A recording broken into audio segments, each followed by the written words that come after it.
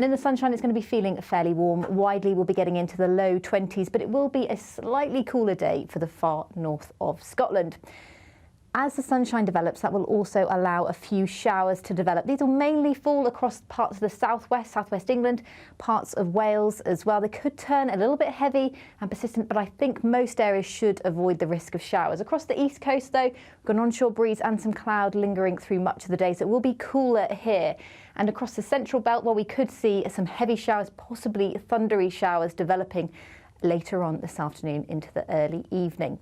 Now, that cloud across the coast will push further inland through this evening, but it should be a fairly dry night across the UK. You could see some drizzly rain for a time when we do see the cloud thick enough, but I think most areas should stay dry, and there'll be long-lived clear spells across more western areas.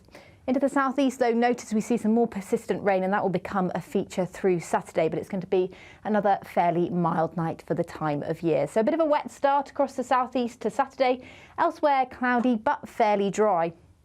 This area of rain will push further west through the day, turning more showery, and will affect parts of the southwest of England, southern areas of Wales. That's where the greatest risk of showers is through the day, and once again also across central areas of Scotland.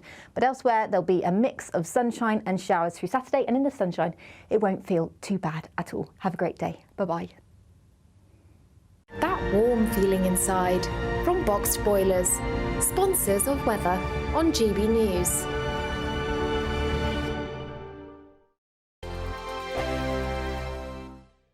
Don't miss your chance to win our biggest cash prize so far. A totally terrific £20,000 in tax-free cash to make your summer spectacular.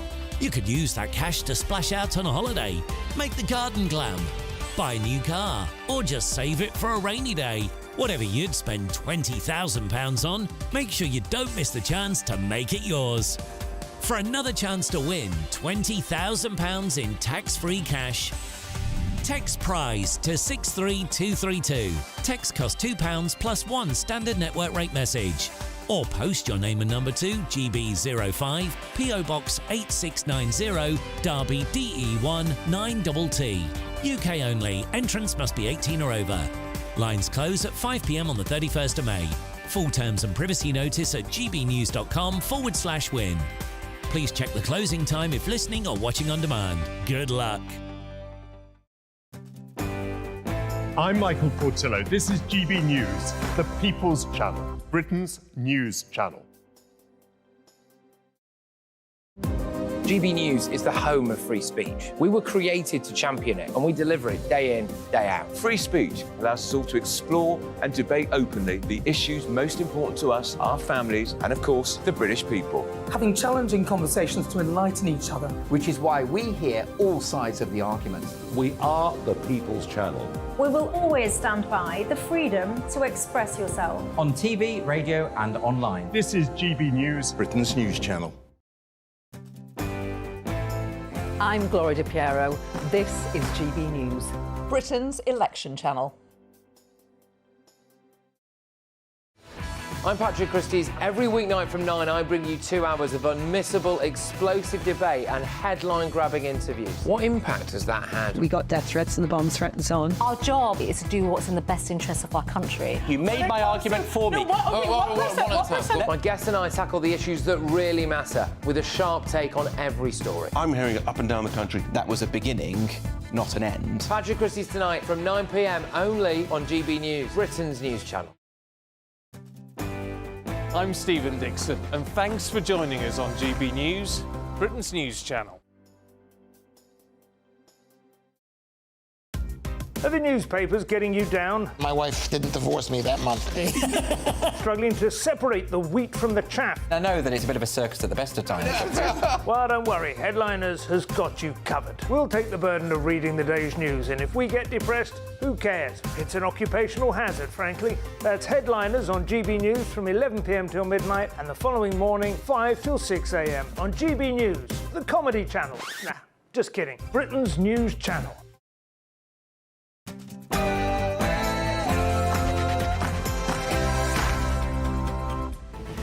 Well, Well, good afternoon, Britain. It's 12 o'clock on Friday, the 17th of May. Well, in the last few moments, Moroccan asylum seeker Ahmed Ali Alid has been sentenced to a minimum term of 44 years for brutally murdering pensioner Terence Carney. He told police it was for the sake of Palestine. Why are we paying for his prison sentence? And should we deport people who say they are proud of Hamas? A Palestinian student claims she's had her visa revoked for doing just that. And the rich list is out. Yes, we're not on it, unfortunately, but is Rishi Sunak richer than the king? Who's making mega bucks off the migration crisis? And could Britain be home to the first gypsy billionaire?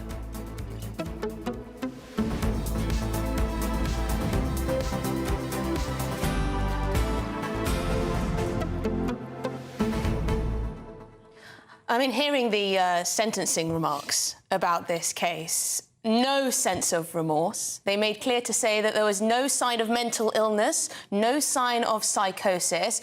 Given this 44-year minimum sentence, is it enough?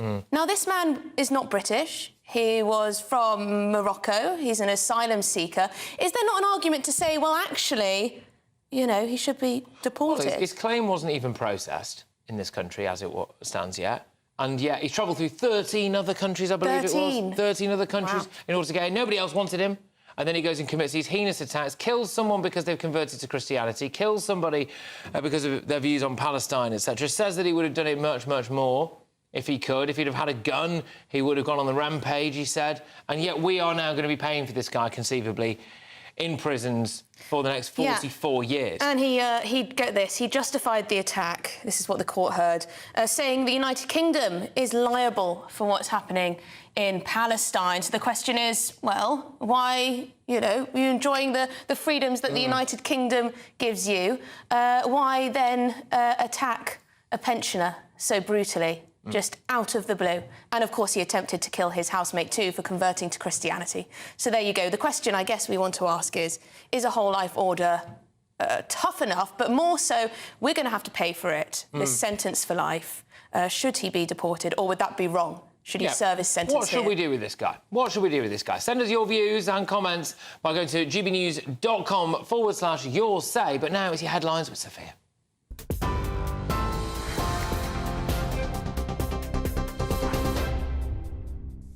Patrick, thank you. Good afternoon. It's 2 minutes past 12. I'm Sophia Wensler in the GB newsroom.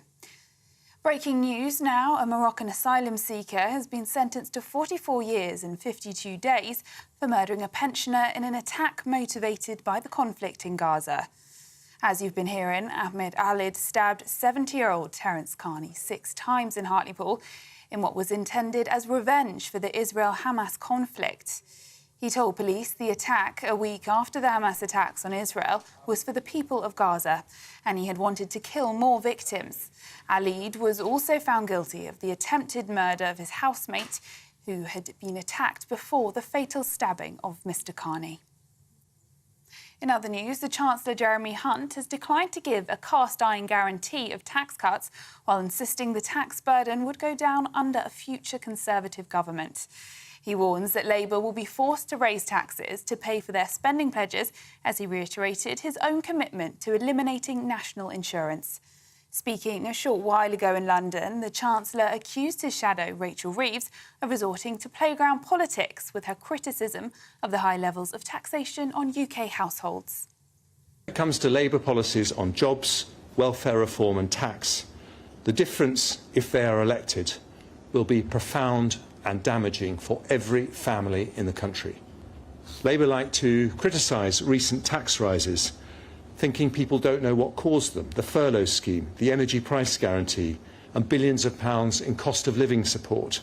But Labour supported those policies, which is why it is playground politics to use those tax rises to distract debate from the biggest divide in British politics today: what happens to the tax burden next? Now, South West Water says cow manure could have led to the outbreak of a parasitic disease in Devon that has led to dozens of people experiencing vomiting and diarrhoea. It is thought a damaged air valve on a pipe in a field containing cattle has been identified as the potential site of the outbreak. Bottled water has been handed out to residents as people have been told to stop using tap water for drinking without boiling it first, and schools have been forced to shut. Natural Sciences lecturer Dr. Christian Dunn says it's not just the fault of water companies. It's a very troubling development that we're hearing in Devon. Of course it is. We've taken very tough action to strengthen the powers of the regulator, to allow them to hold companies to account. As the Chancellor has just said, we've seen significant investment as a result of privatisation. The only water company, in addition to the one that the Chancellor referenced that is worse, is in Scotland, which is not privatised. And so this is a matter of holding companies to account, making sure that they're investing, and this government is focused on making sure that happens. Now, French police have shot dead a man who tried to set fire to a synagogue in the northwestern city of Rouen. It's reported that the man was armed with a knife and an iron bar and threw a firebomb inside the building before police shot him. Police were called at around 6:45 this morning after local reports of smoke seen rising from the synagogue. The mayor of Rouen said the attack on the synagogue didn't just affect the Jewish community, but the entire city was battered and in shock. Teachers' workloads are increasingly difficult as they're being forced to handle their pupils' mental health and family problems.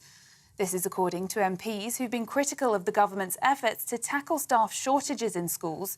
The Education Select Committee says that teachers are now spending more time addressing these issues and then the shortfall outside their remit. President Putin has arrived in China's Little Moscow on the second day of his visit to the country. The Russian president landed in the Chinese city of Harbin, where he was attending a China-Russia trade fair to emphasise the strength of economic links between the countries. It comes a day after meetings between Putin and Chinese leader Xi Jinping, where they praised their deep ties. And for the latest stories, sign up to GB News Alerts by scanning the QR code on your screen or go to gbnews.com/alerts. Now it's back to Patrick and Emily.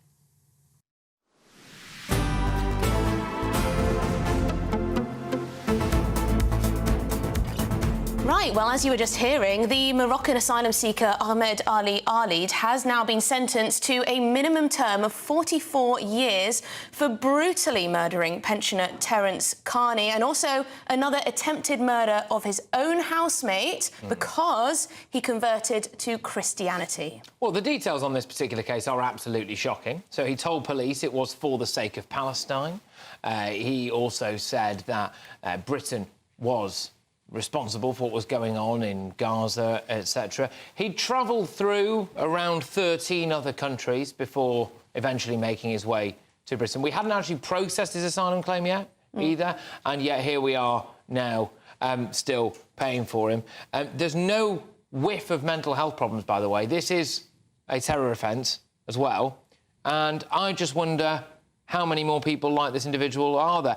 One thing that is interesting, though, is why was the call for a whole life order rejected, despite it being a terrorist offence, despite there being one murder of an unarmed elderly man seemingly at random, despite the attempted murder of somebody else, and despite the fact that he said that he would have done it more times? Yes, I wonder that too, whether there's something about being specific with the order that they preferred. I don't, but from reading what the court has heard, it doesn't seem as though they were trying to go lenient on him, does it? Yeah, I mean, look, this guy, it will come as no surprise, repeatedly shouted Allahu Akbar during the attacks. Jurors heard how the attack was inspired by that Gaza conflict as well. You know, this is a huge concern for everybody. Now, thankfully, this guy's behind bars, probably will die behind bars in the next 44 years.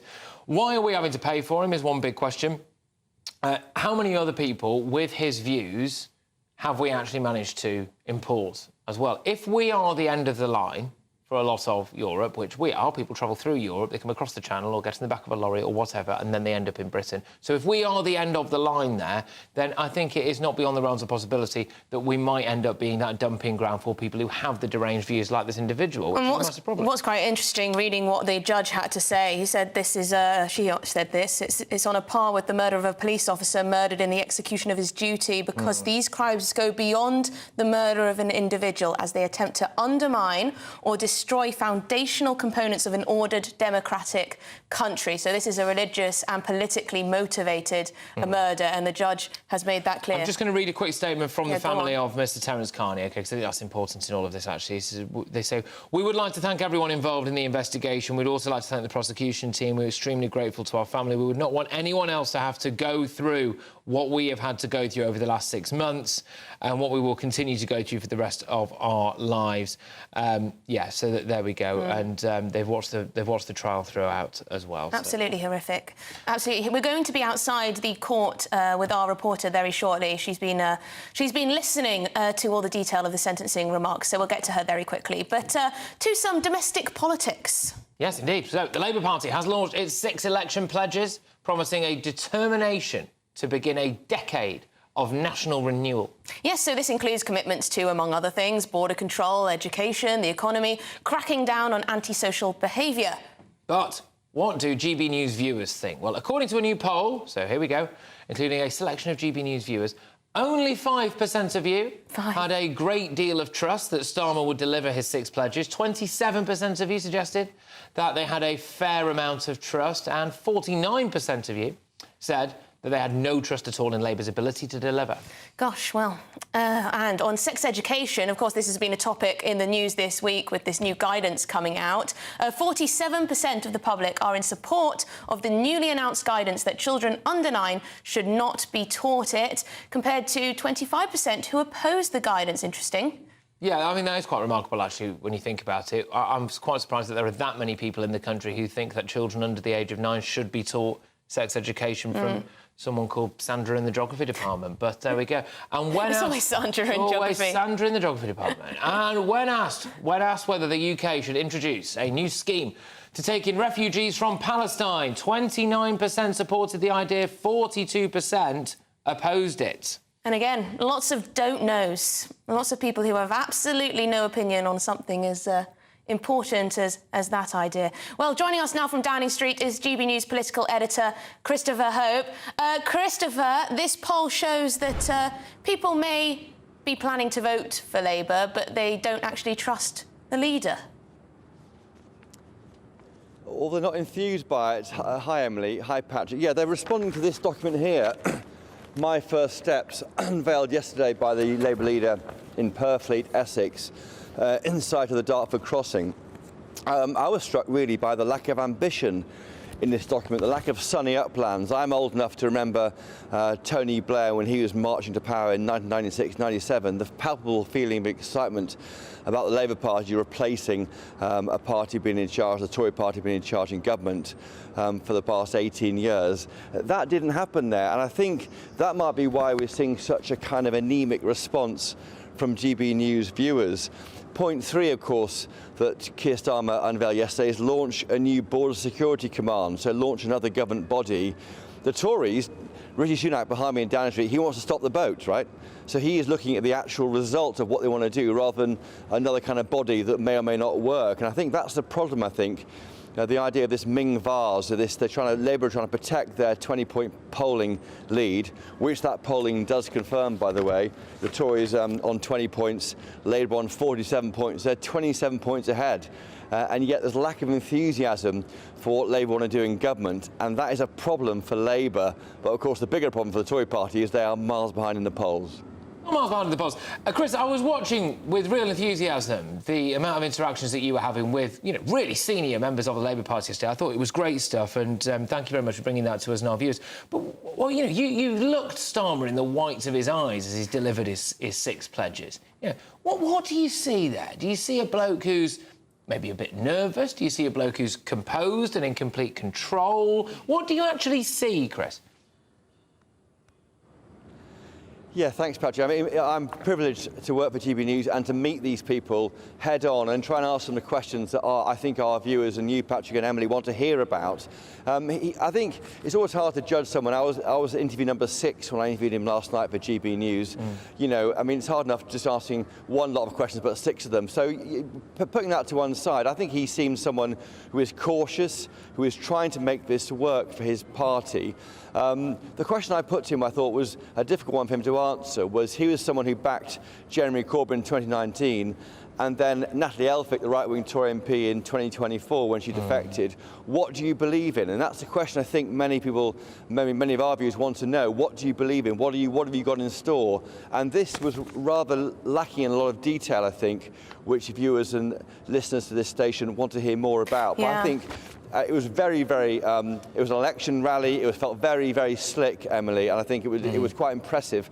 Very unlike the Jeremy Corbyn offering in 2019. Yes, sleeves up, ready to get on with it, man of the people. Chris, Rishi Sunak, our Prime Minister, is he richer than our monarch? The answer to that is yes. He is richer. Him and his wife, Akshata Murthy, are now richer than the King. Here are the numbers. The King is worth £610 million. Akshata Murthy and Rishi Sunak together are worth £651 million, £651 million, according to this weekend's Sunday Times Rich List. That's worth more than the Beatle Paul McCartney. Of course, some critics are saying, well, how can he possibly feel the pinch of the cost of living crisis, those tax cuts which the Tory party wants to bring in, they won't affect him at all.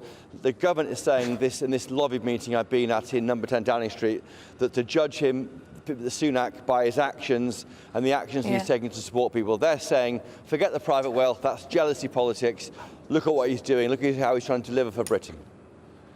Yeah, and I believe that it's coming on the day we're expecting Jeremy Hunt to be issuing some kind of tax cuts.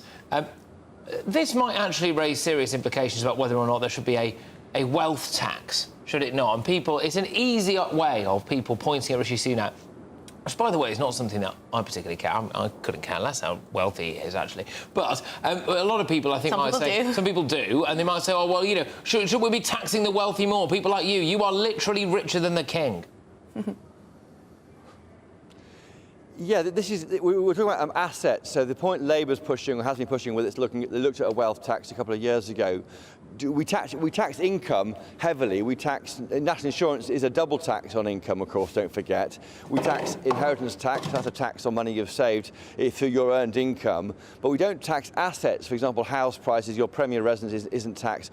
Should that be looked at? I should explain a bit about this big increase in money for the Rishi Sunak and Akshata Murthy. The increase has mainly come from Akshata Murthy's small holding in a firm called Infosys, which is an Indian IT company. So it's family money.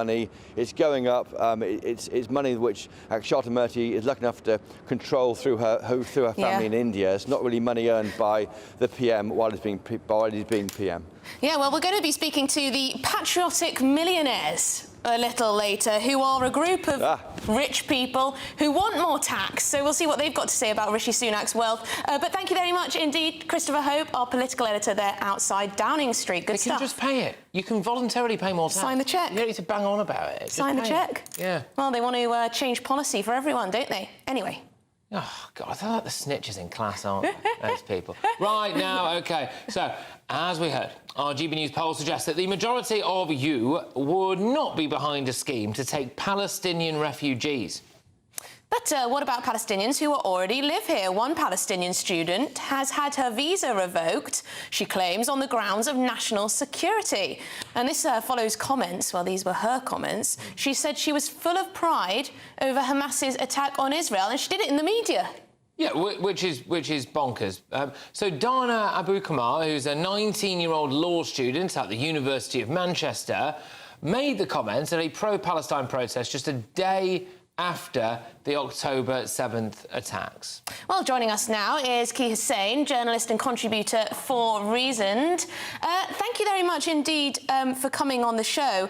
Now, this video, thank you very much, great to have you. What's your perspective on this all? This is a young woman who's a Palestinian student. She's enjoying an education in this country. And as soon as the October the 7th attacks happened, she was out on the media saying she was full of pride. What should we do with this young woman? Well, I'm elated and ecstatic what's happened to her, because it sets a precedent. You can't come to this country and spout views that support groups that are prescribed. So I think I'm literally, it was my birthday last week. This is the best birthday present I've got. OK, all right. Some people will say that, well, look, she's got a view there, which is that in her view, the Palestinians are an oppressed group of people on whatever. I mean, other people, including, crucially, our government, and I think the vast majority of the British public, of course, think maybe you're supporting a terrorist organisation and you should leave. It's good that the latter has won there, I think, isn't it? Yeah, but she did say that she's full of pride, full of joy of what's happened. She called it Palestinian, resistance. I'm sorry, women were raped, babies were killed. It was the biggest thing to happen against the Jewish people since, the Holocaust. It's not just a little thing, it's alarming. And it's worse because, forget her supporting Hamas, how do you think Jewish students would have felt in Manchester? Manny has a huge amount of Jewish residents and Jewish students, biggest outside of London. So you've got to think about how other students must have felt. And that's a question, really. This is the case of one young woman, a Palestinian, who's been studying in our country. Do you think that there are many other students, maybe on visas or not even on visas, who are British themselves, who hold these kind of views, who saw what happened on October the 7th and celebrated? Well, Nigel Farage calls universities the madrasas of Marxism. And basically what happens is I call the students who go to universities Marxist missionaries, and they all, encourage to express feelings about global issues, but yet they end up supporting terrorist organisations. And we have 81 terrorist organisations that are prescribed by the Home Office. So I'm under no illusion that there's other students who support other prescribed terrorist Yes, groups. I mean, Patrick, you were talking to a young lady, a member of the Communist Revolutionary Party, who couldn't say what she thought about the October the 7th attack, couldn't say what she thought about Hamas. And it does make you wonder why. Well, I've got a bit more on this on my show this evening now until 11 p.m. But what is becoming increasingly obvious is that when you have these so-called student protests at places like Cambridge or at places like Oxford, they're not actually Cambridge students a lot of the time. They're not actually Oxford students. There is a hardcore group of revolutionary communists who set up tents on various campuses and hope that kickstarts a student movement in that particular university. In reality, they're just people who, quite often, if they go to university at all, they're usually at SOAS. But is this a big problem when it comes to the importation of people who are sympathetic towards the Hamas cause, do you think? And is that something that we should be deporting? Or do we have a duty in this country to change their minds, to try to force them to integrate, to try to force them to see a different path? I think we need to have better education, teach people about anti-Semitism, about the choice of language. A lot of people don't know that saying from the river to the sea is not anti-Semitic. So we need training, and we need to encourage people, to not say anything discriminatory. But she's a law student. She's at Manchester University, the University of Manchester, which is one of the, the best universities. It's a Russell group. She's studying law. She's doing difficult. If she doesn't understand that, supporting Hamas is illegal, I don't know what it is. She's studying for a law degree. Yeah, well, that is true. She doesn't know the law, clearly. Yeah, OK, so look, thank you very much. Great to see you, and to keep up all the good work that you're doing. As Casey's saying, there's journalists contributed for reason. Just quickly on this now. Yeah, go on. So she was talking, I believe, to Middle East Eye, I think it's called, at a lot of these student rallies as well, like the one that I was at yesterday in Cambridge, Al Jazeera, or all of those. They'll talk to Al Jazeera, they'll talk to groups like, say, Five Pillars, or they'll talk to groups like Middle East Eye, etc., etc., etc. Fine, OK. But they'll say stuff like that.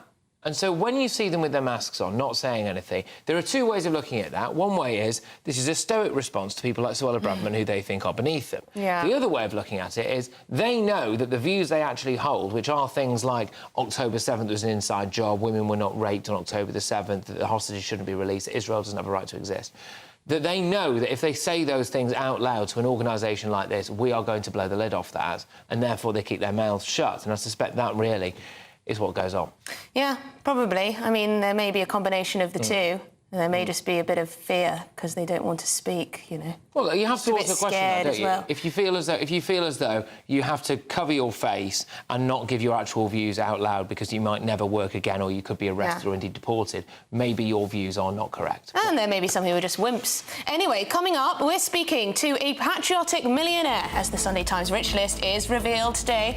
Is it time to introduce a wealth tax? I wonder what they have to say about that. This is Good Afternoon Britain. We're on GB News. We're Britain's news channel.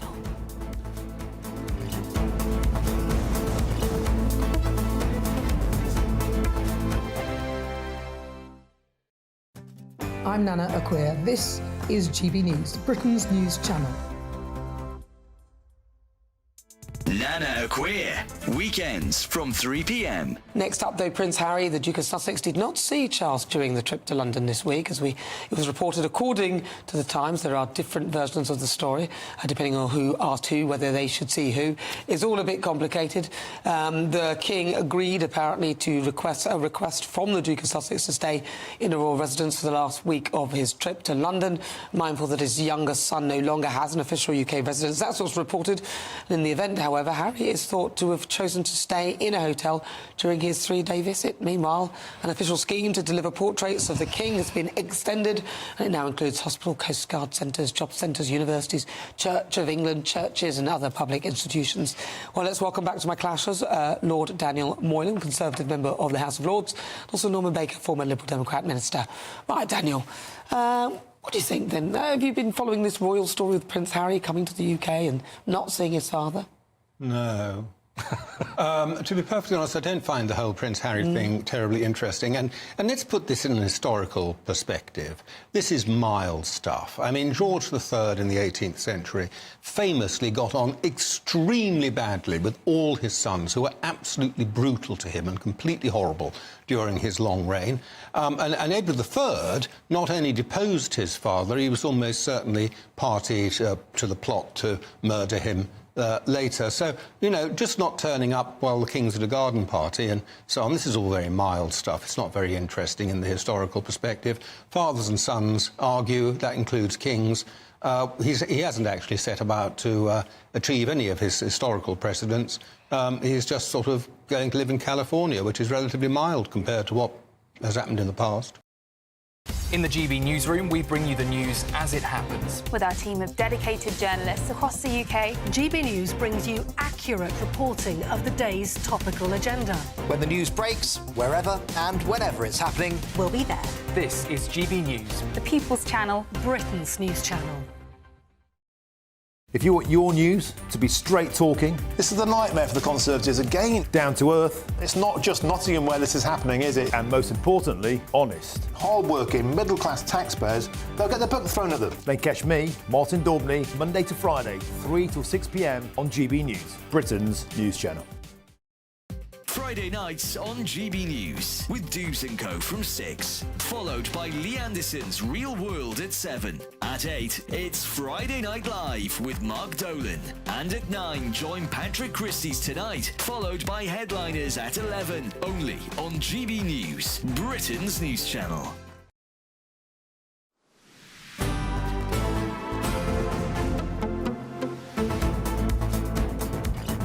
Well, drum roll, the Sunday Times Rich List has been released and Rishi Sunak's wealth has shot up by £120 million. He is now richer, his family at least, are now richer than the King. Dining out a bit on his wife's wealth, though, isn't it? it's their combined... Anyway, right. Well, that's a whole debate, you know, if you get married... What's hers is his. Yes, what's his is hers. Definitely. How lovely. Yeah, absolutely, yeah, 100%. One of the many benefits that I have from being with you. But whilst we are in the midst of a cost of living crisis, is extreme wealth really something that we should be celebrating? And is it time to tax the wealthy? Well, joining us now is member of Patriotic Millionaires UK, Julia Davies. Julia, thank you so much for joining us on the show today. Yes, let's start with the Prime Minister. He is extraordinarily wealthy, a lot of it through his marriage. He's now richer than the monarch. Do you think that will elicit calls for more taxes on wealth? Well, the calls for more taxes on wealth are actually coming from the wealthy themselves. We recently carried out a poll on millionaires. So the people that we polled are people who've got investable income of more than £1 million on top of their house. And most of them agrees that our country at the moment desperately needs investment. It needs investment in public services and in infrastructure. And not only is that bad for the British people, but that's also bad for the economy. Therefore, it's bad for their businesses. So by far, they supported the introduction of a wealth tax. In fact, we asked them, where do you think we need to get this extra investment that Britain desperately needs, which the British people desperately need? And we gave them some options. And what they selected out of that was a wealth tax, closing tax loopholes, and also equalising capital gains tax with income on work. So most working people, they're paying a higher rate of tax on the income from going out and working than wealthy people are earning on the wealth that they earn on their wealth. And that's, well, that doesn't make good business sense, because right now what we need is a healthy working population. We know that there are people languishing on hospital waiting lists. So right now in the news, we're talking about bed blockers. When we talk about bed blockers, what we're talking about elderly people who've worked all of their life, who've contributed into the state, and they are now unable to be sent home from hospital because we don't have the care services that they need. So when we talk about tax, it's not a laughing matter. Tax is what pays for the services. No, absolutely, it is, Julia. Looking after our elderly people. I completely agree with you. Obviously, to fund our public services, we need tax income. And this is why I worry about your movement a little bit. Well, I don't worry about your movement in particular, but I worry about wealth taxes in general. Is that from this rich list, we can see that highly affluent people are also highly mobile. And there's a lot of talk about how we may have reached peak billionaire in this country, because a lot of very wealthy people who pay huge amounts of taxes are deciding to move to countries where they may not have to pay so much tax, or to other countries for various different reasons. But let's face it, tax and regulations are a big thing for the richest in our society. Do we really want to lose them? Let me just point out something. So the rich list started in 1989. In 1989, GB, so all of us, our public wealth was, let me just get the figure for you. Could you just answer the question, though, actually? No, Is that all right? I'll give you this. Yeah, so can you actually just answer the question? £337 billion. Our public wealth is now minus £1 trillion.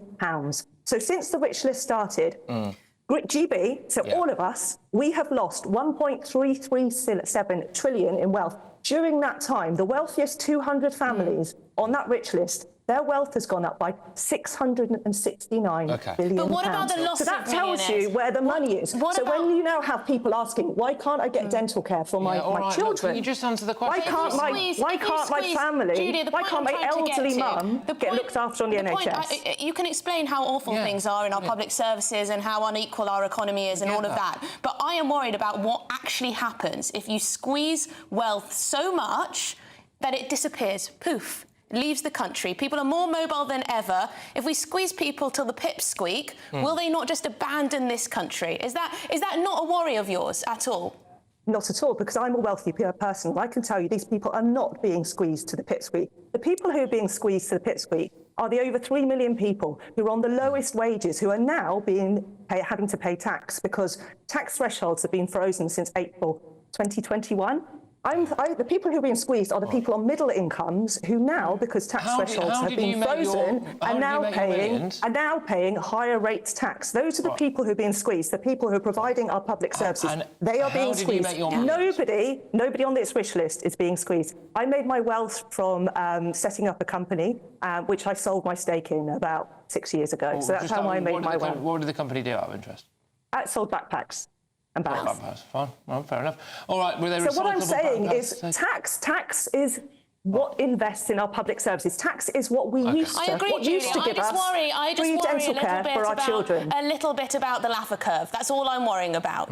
I'm worrying about those pensioners who cannot get healthcare. Really great to debate this with you. Julia Davies, member of the Patriotic Millionaires, the group that wants to enrich people to pay more tax. Let us know what you make of that. Yeah, of course, they can just do that themselves. So anyway, right, here's the last... the least you expect when you die to have your body correctly stored, isn't it? But that's not the case, unfortunately, at some NHS hospitals, according to reports that say that bodies have suddenly been left to decompose. This is pretty grim, we've got more on that when we come back.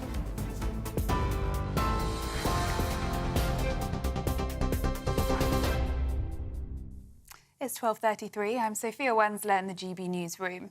Your headlines. A Moroccan asylum seeker has been sentenced to a minimum term of 44 years and 52 days for murdering a pensioner in an attack motivated by the conflict in Gaza. Ahmed Alid stabbed 70-year-old Terence Carney 6 times in Harleypool in what was intended as revenge for the Israel-Hamas conflict. He told police the attack, a week after the Hamas attacks on Israel, was for the people of Gaza, and he had wanted to kill more victims. Alid was also found guilty of the attempted murder of his housemate, who he had attacked before the fatal stabbing of Mr. Carney. The Chancellor, Jeremy Hunt, has declined to give a cast-iron guarantee of tax cuts while insisting the tax burden would go down under a future Conservative government. He warns that Labour will be forced to raise taxes to pay for their spending pledges as he reiterated his own commitment to eliminating national insurance. Speaking a short while ago in London, the Chancellor accused his shadow, Rachel Reeves, of resorting to playground politics with her criticism of the high levels of taxation on UK households. French police have shot dead a man who tried to set fire to a synagogue in the northwestern city of Rouen.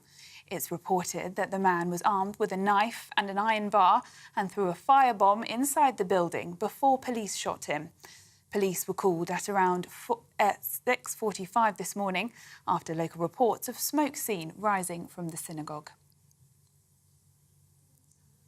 And South West Water says cow manure may have caused an outbreak of a parasitic disease in Devon that has led to dozens of people experiencing vomiting and diarrhoea.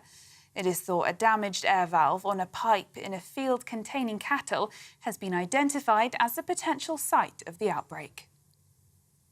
And for the latest stories, sign up to GB News Alerts by scanning the QR code on your screen or go to gbnews.com/alerts.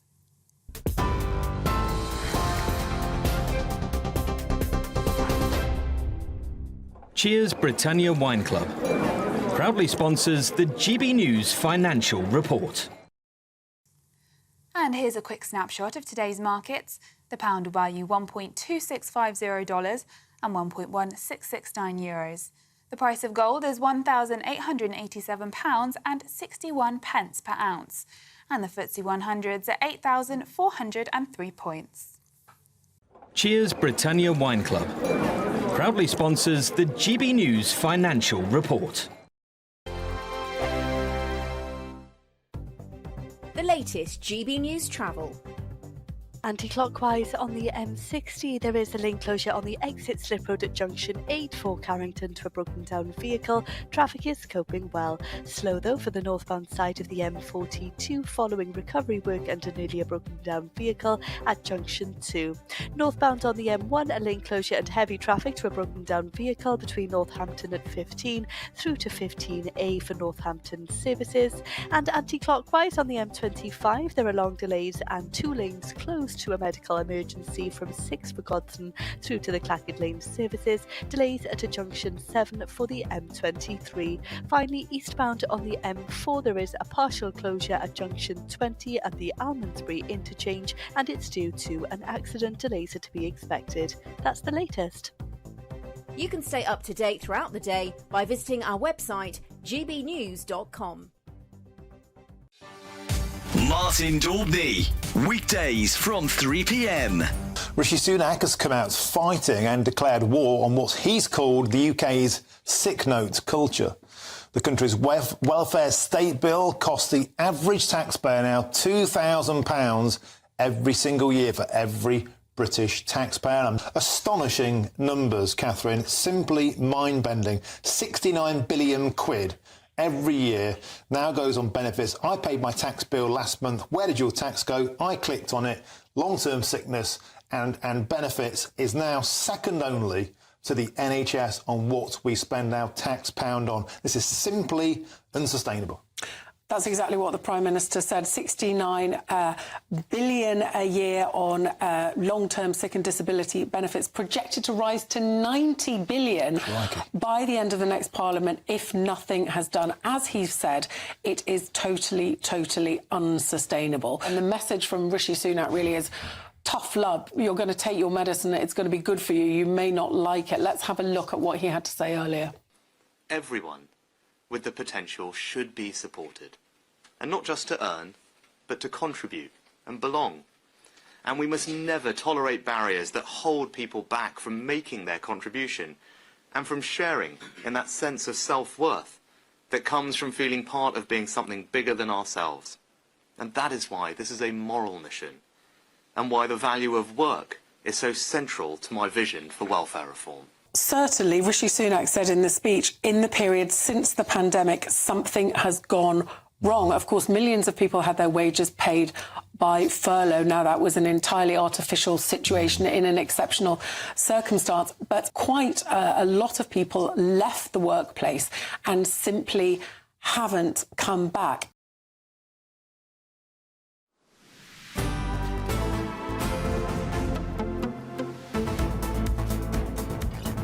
Well, welcome back to Good Afternoon Britain. Now, look, you would expect that when people die, their bodies are correctly stored. But that's not the case in some NHS hospitals, where, according to new reports, bodies have been left to decompose. Yes, this is quite shocking. Sorry, it's a bit grim for the afternoon, but it's very important to know.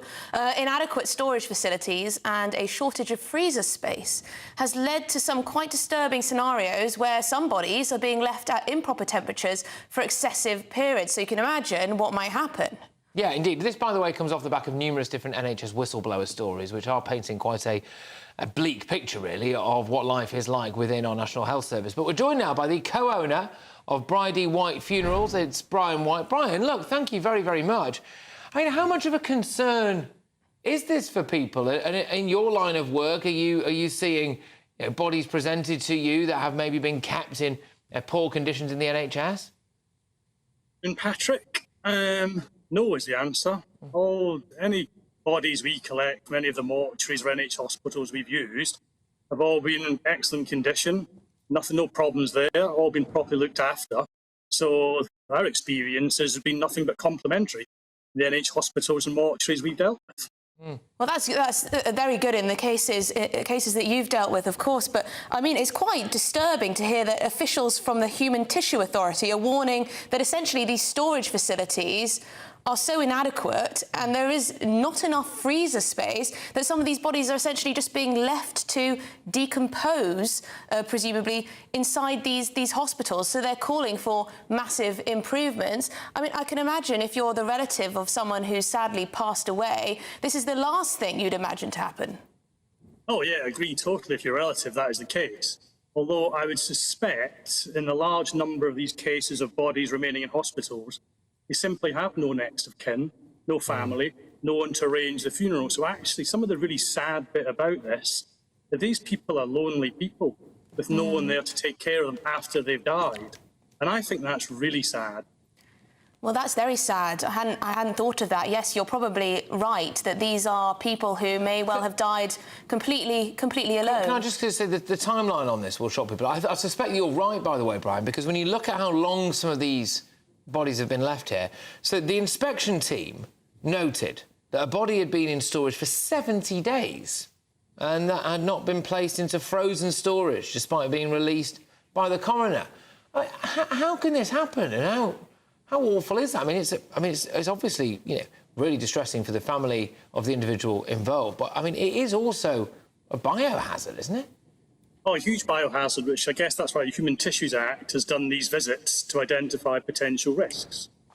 But in the case of somebody who has died and is in a hospital mortuary for 70 days, it just really strongly suggests to me that that poor individual has no one that's taking care of their funeral details. So there's no one to come and collect them, there's no funeral director being appointed by the family. It would then be passed on to local authority.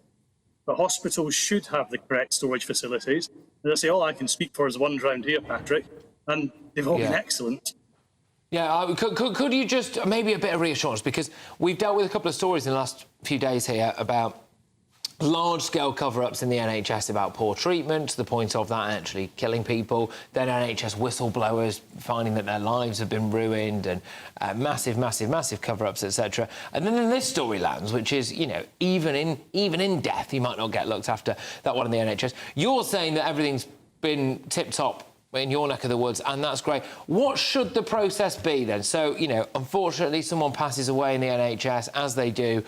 What should that process be like for them to end up, being looked after by someone like you, essentially? What's the time frame? So, if somebody dies in the hospital local to us, and the family of Bridie White, they would inform the bereavement office at the hospital that Bridie White are taking care of that individual. We would then collecting the individual from hospital as soon as we can. One of our top priorities is to get people into our care as soon as we possibly can. So we'd send the required paperwork to the hospital, collect the individual, bring them into our care. but that requires a family or an executor to appoint the funeral director. Yeah, interesting. Look, Brian, thank you very, very much. That's Brian White there, who's the co-owner of Bridie White Funerals. You know, Emily, I was thinking about this, actually. I wonder whether, yet again, in a situation like this, is a bit of family. The two guests that we've just had on there, the one before was talking about how NHS's carers say about all the rich need to pay tax. And I was thinking, OK, fine, but what about people looking after their own relatives a bit more, if they can? A bit more care in the community. That individual there, you know, we're talking here about the idea that there are these thousands of bodies that are stuck in it. Well, actually, why aren't the families getting that sorted quicker? And there's another NHS story in the news today as well, NHS related. Record numbers of people seeking private healthcare out of sheer desperation. So not because they've got buckets of cash to, you know, wave around, to splurge, but simply because otherwise they're not going to get the treatment they need in a timely fashion. Yeah. So there's a lot going on with our NHS, and this is just one. Well, we've got a spokesperson for the NHS who's just chimed up about this particular quite harrowing story, I will admit to you, about the body problem, but the NHS takes its responsibilities in this area seriously, and all NHS trusts must follow the Human Tissue Authority's guidance on mortuary storage practices. Yeah, I mean, it is... I must say, I'd never heard of the Human Tissue Authority, but clearly they've been doing their inspections, much needed, apparently. But coming up, could the Netherlands be on the brink of a major confrontation with the European Union over immigration rules? Big story, This is a massive story for the future of Europe, what's going on in the Netherlands. Geert Wilders has now been able to form a coalition. He's got some, well, some would say extreme views, some would also say quite necessary views. It's going to be a big showdown and will have big consequences for the future of Europe. So make sure you stay tuned for that. We'll give you the latest.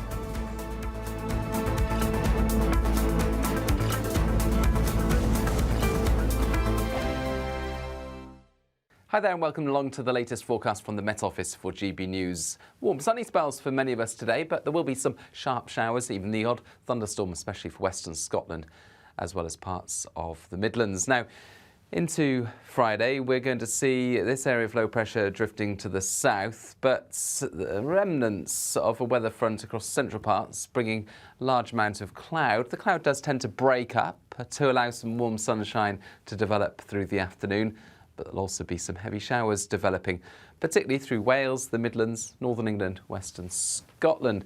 However, where we've got the warm sunshine, temperatures are doing very well, up to the low or even the mid-20s. In fact, one of the warmer spots will be Western Scotland, where temperatures could reach 25 Celsius in one or two places. And in the north and the east of Scotland, as we end the afternoon, plenty of sunshine. But there will be these sharp showers developing, especially over the Highlands, even the odd thunderstorm. These will be slow moving. Could be some torrential rain. One or two showers for southern parts of Northern Ireland, as well as northern parts of England into the Midlands, Wales as well. The odd rumble of thunder here. Southern England, mostly fine with sunny spells and highs of 21 or 22 Celsius. Going to the evening, many of the showers and odd thunderstorm will disappear, and then it's a dry night for the vast majority, although there will be an increase in the cloud cover across eastern parts of the country with some low cloud and some mist around North Sea coasts. And temperatures dipping to the single figures where we've got some clear spells in the west. But a lot of cloud around as we begin Saturday. Some outbreaks of rain pushing into East Anglia in the southeast. One or two spots of rain along the south coast as well. Otherwise, warm sunshine once again developing. But by the afternoon, heavy showers once again, especially for Wales and the southwest, where there will be some thunderstorms. Temperatures in the sunnier areas reaching 21 to 23 Celsius. Bye-bye. Are the newspapers getting you down? My wife didn't divorce me that month. Struggling to separate the wheat from the chaff? I know that it's a bit of a circus at the best of times. Well, don't worry. Headliners has got you covered. We'll take the burden of reading the day's news, and if we get depressed, who cares? It's an occupational hazard, frankly. That's Headliners on GB News from 11 p.m. till midnight, and the following morning, 5 till 6 a.m. on GB News, the comedy channel. Nah, just kidding. Britain's news channel. I'm Patrick Christie's. Every weeknight from 9, I bring you 2 hours of unmissable, explosive debate and headline-grabbing interviews. What impact has that had? We got death threats and the bomb threat and so on. Our job is to do what's in the best interest of our country. You made my argument for me. My guest and I tackle the issues that really matter with a sharp take on every story. I'm hearing it up and down the country. That was a beginning, not an end. Patrick Christie's tonight from 9 p.m. only on GB News, Britain's news channel.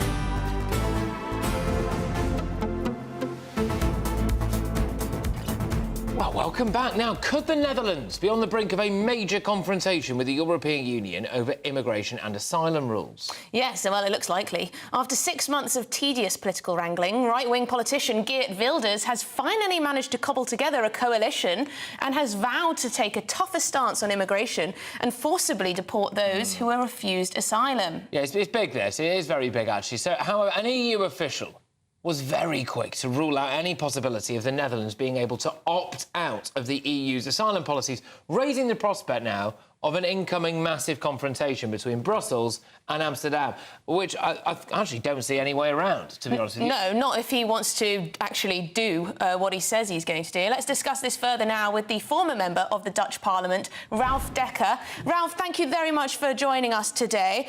This is very interesting news and could have repercussions for the entire European Union. Geert Wilders making it very clear that he wants no part of the European Union's new migration pact and their asylum policies. How's he going to make this happen, then? Well, Geert Wilders already has compromised quite a little bit because he was pro-Nexit, really, before he got into this coalition agreement with the 3 other parties. And now he's decided to go and try and change something from inside the EU and try to organize for an opt-out there. But apart from that, I think the Netherlands used to be holier than the Pope in applying the immigration rules inside the EU.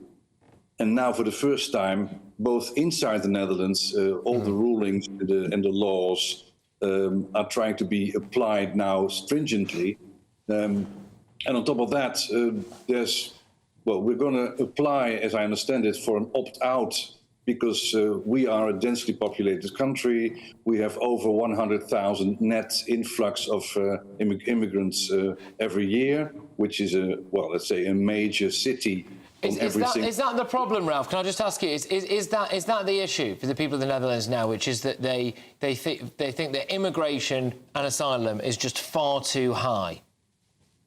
Well, yes, I think that is one of the main reasons why Geert Wilders had such a huge success in the latest elections, where he got around 25% of the vote, which is huge in the Dutch context.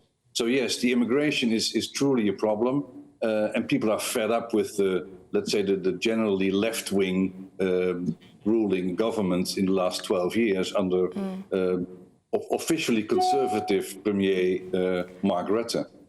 Ralph, is Geert Wilders, in your view, is he hoping that with the European elections very soon, 2-3 weeks away, I believe they are, that more and more Eurosceptic, anti-immigration type parliamentarians will join the European Parliament, and then there may be, a significant shift in that direction on the whole?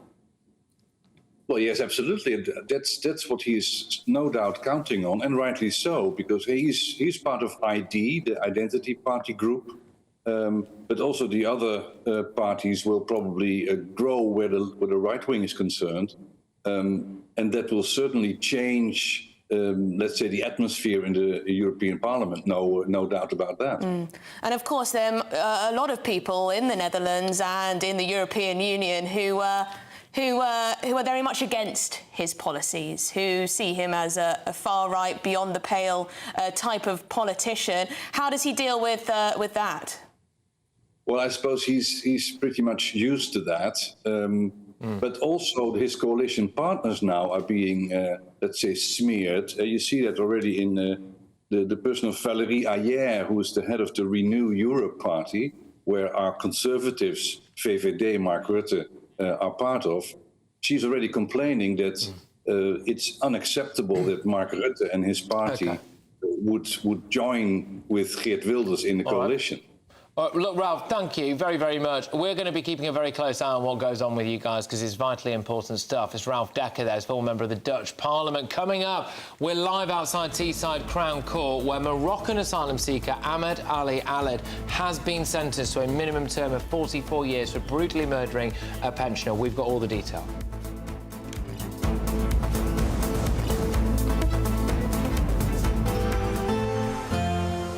A brighter outlook with Box Solar, sponsors of weather on GB News. Hello and welcome to the latest GB News forecast from the Met Office. It's a tale of sunny spells and sharp showers for the rest of today and the next few days, in fact.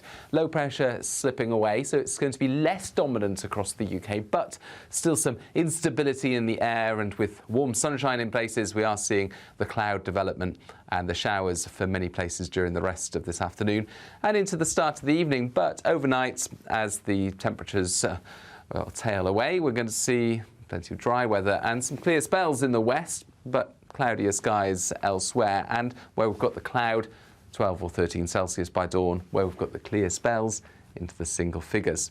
Many places will be dry as we start off the weekend. There'll be some sunshine around as well, but into the east of England, especially East Anglia and the far southeast, so into Kent, for example, some showery rain starting to appear, 1 or 2 showers elsewhere across the south coast. Wales, northwest England, plenty of sunshine first thing, but for northeast England as well as eastern Scotland, a lot of low cloud and mist. Northern Ireland seeing patchy cloud and mist as well. Largely dry for Scotland, some decent sunny spells in places. And as we go through the morning, actually, where we've got the layers of cloud, that will tend to break up. We're going to see some sunny spells developing, but there'll also be, once again, some shower development. Western and central Scotland seeing some sharp showers, but the majority of the showers will affect Wales and the southwest of England. And here, they could be very lively with some heavy rain in places. Temperatures away from the showers and into the warm sunny spells reaching 20 to 23 Celsius. But those showers will continue to affect parts of Wales and the southwest into the evening before eventually fading away. And then into Sunday, again, warm sunny spells for many, but there will be some showers around, particularly across parts of southern England. Bye-bye. That warm feeling inside from Boxed Boilers, sponsors of weather on GB News.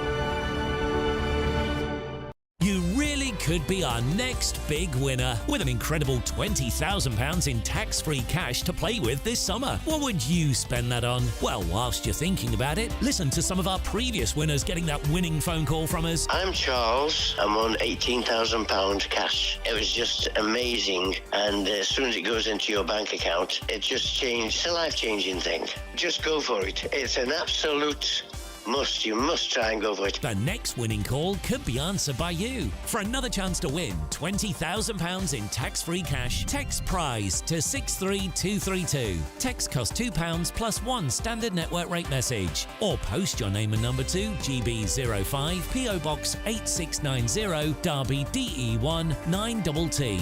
UK only. Entrance must be 18 or over. Lines close at 5 p.m. on the 31st of May. Full terms and privacy notice at gbnews.com/win. Please check the closing time if listening or watching on demand. Good luck. GB News Breakfast. Every day from 6 a.m. Emma, let's start, shall we, with Prince William confirming on the Isles of Scilly yesterday that Kate is doing well. I thought it was a very brave lady to say, "Are we allowed to ask how the Princess of Wales is?" And I thought, well, we're not, so good for you. Yeah. In one of the hospitals he visited on the Isles of Scilly, an administrator, a hospital administrator, asked him how Kate was doing, and he said, "She's doing well, thanks." Until we hear official word from the palace, then we're just going to have to rely on little snippets like this. It does seem to be serious. So it does. Again, we wish her What's very, very quite best. telling as well, I went through some of the social media comments on this, and people that live on the Isle of Scilly were just saying how close they got, how wonderful it was. He's supporting local businesses, and that pasty shop will now be like treasured, forever. That people forever go there. On the Quay. It sounds great. It's called On the Quay. Compare and contrast with this "I feel at home in Nigeria" vibe that Meghan's putting out. Two very, very different takes on how to be a royal. Do they want to be royals or do they not? Because they seem to want sort of half the trappings but without all the kind of responsibilities. These two brothers, who obviously went through a lot growing up, obviously can't stand the sight of each other right now, and it's just really sad. Well, it goes beyond the brothers. I mean, we are told from some of the papers this morning that the King didn't have time in his schedule to see his son because he was actually meeting David Beckham for a private meeting. Well, who would you choose? All about priorities. I mean, I know I It's all about priorities. But, you know, you surely, I mean, you could just pop in as well. I reckon that Harry and Bex are pals, probably. So what's gone on there, and will they ever be able to repair things? And they really were so close. I mean, when you compare the Buckingham Palace garden party, a couple of miles down the road, literally Harry was at Westminster or wherever it was. It wasn't far. Yeah, and it absolutely would have been possible for him 3 to go. miles apart, and yet absolutely worlds apart in terms of their emotional state.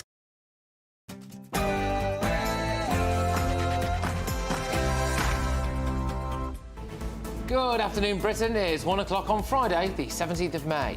The Moroccan asylum seeker Ahmed Ali Alid has been sentenced to 45 years for brutally murdering pensioner Terence Carney. He told police it was for the sake of Palestine. We're outside Teesside Crown Court. Oh, indeed.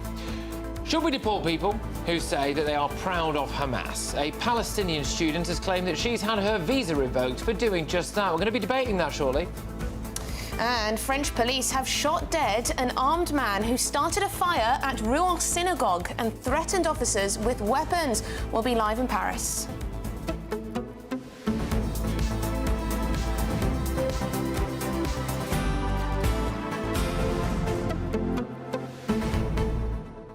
Yeah, well, look, send your views and post your comments by going to gbnews.com/your say. When we do come back after the headlines, we're going to be outside Harleypool Crown Court, where that individual has actually been sentenced now to 45 years. Travelled through around 13 different countries before making his way to Britain to commit a heinous attack, killing a man at random in the street for Palestine, followed by attempting to murder someone that he lived with, a fellow asylum seeker, because they had converted to Christianity as well. It raises serious questions about what a soft touch we are and why on earth we have to pay for this guy. Yeah. It was 45 years. It was well behind bars. Lots of people saying rather than have him in prison and serve his sentence here, he should be deported. But I know there's a lot of debate on that issue, whether it's better that they serve their sentence here or whether we just, say, we'll deport you back to Morocco.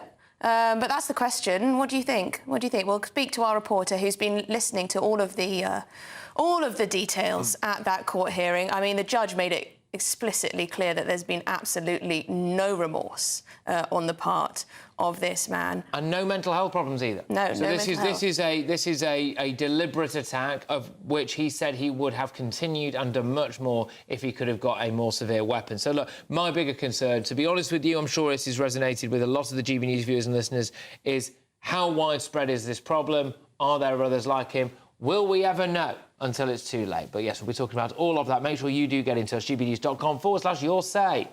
It's your headlines.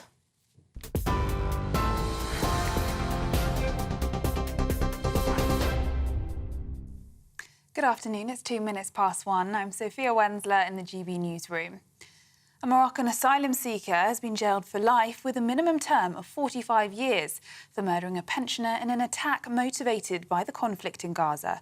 Ahmed Alid stabbed 70-year-old Terence Carney 6 times in Hartlepool in what was intended as revenge for the Israel-Hamas conflict.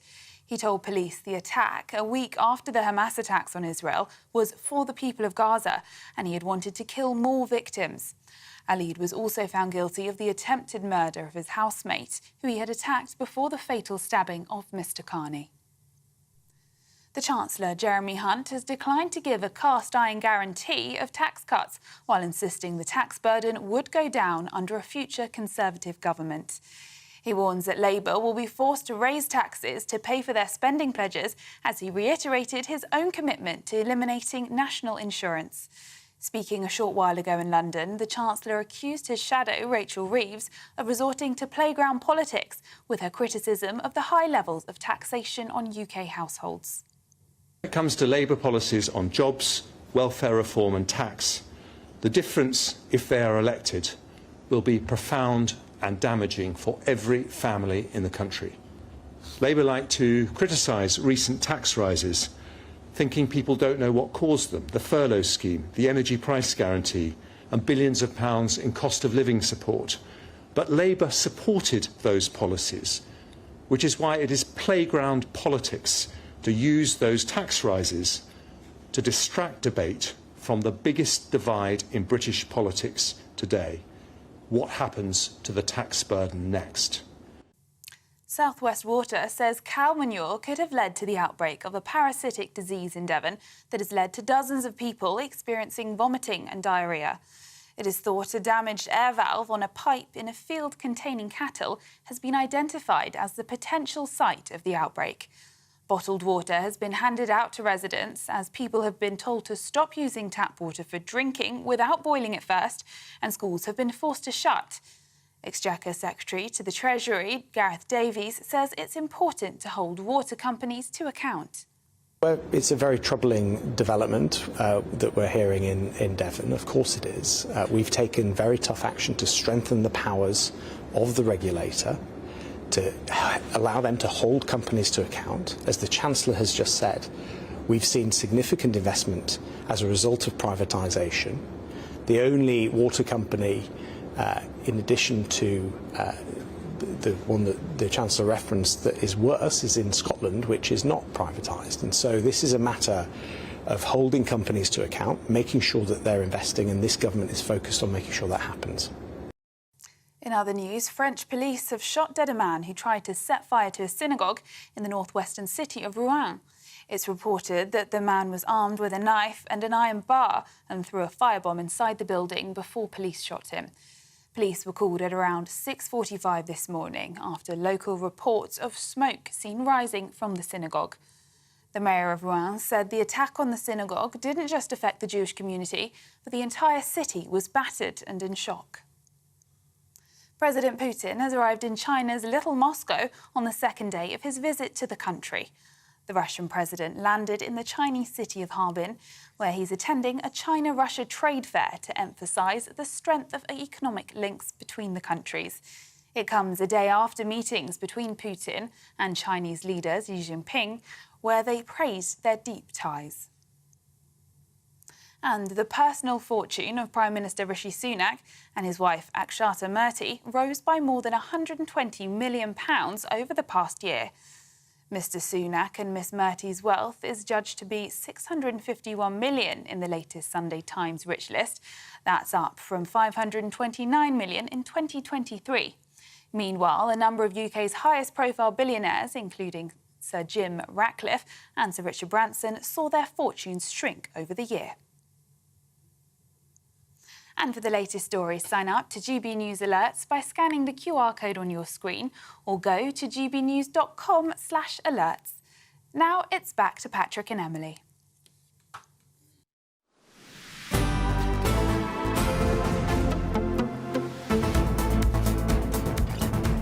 Well, good afternoon, Britain. It's 1:07 in the afternoon. Now, a Moroccan asylum seeker has been jailed at Teesside Crown Court for life with a minimum term of 44 years and 52 days for murdering a pensioner in an attack motivated, he says, by the conflict in Gaza. Well, Ahmed Aled stabbed 70-year-old Terence Carney multiple times in Harleypool in October and told police it was a protest against the Israel-Gaza conflict. Yes, he was also found guilty of the attempted murder of his housemate, who he had attacked before the fatal stabbing of Mr Carney, and that was all because he'd converted to Christianity. Yeah, well, look, there are even more, believe it or not, shocking details than this.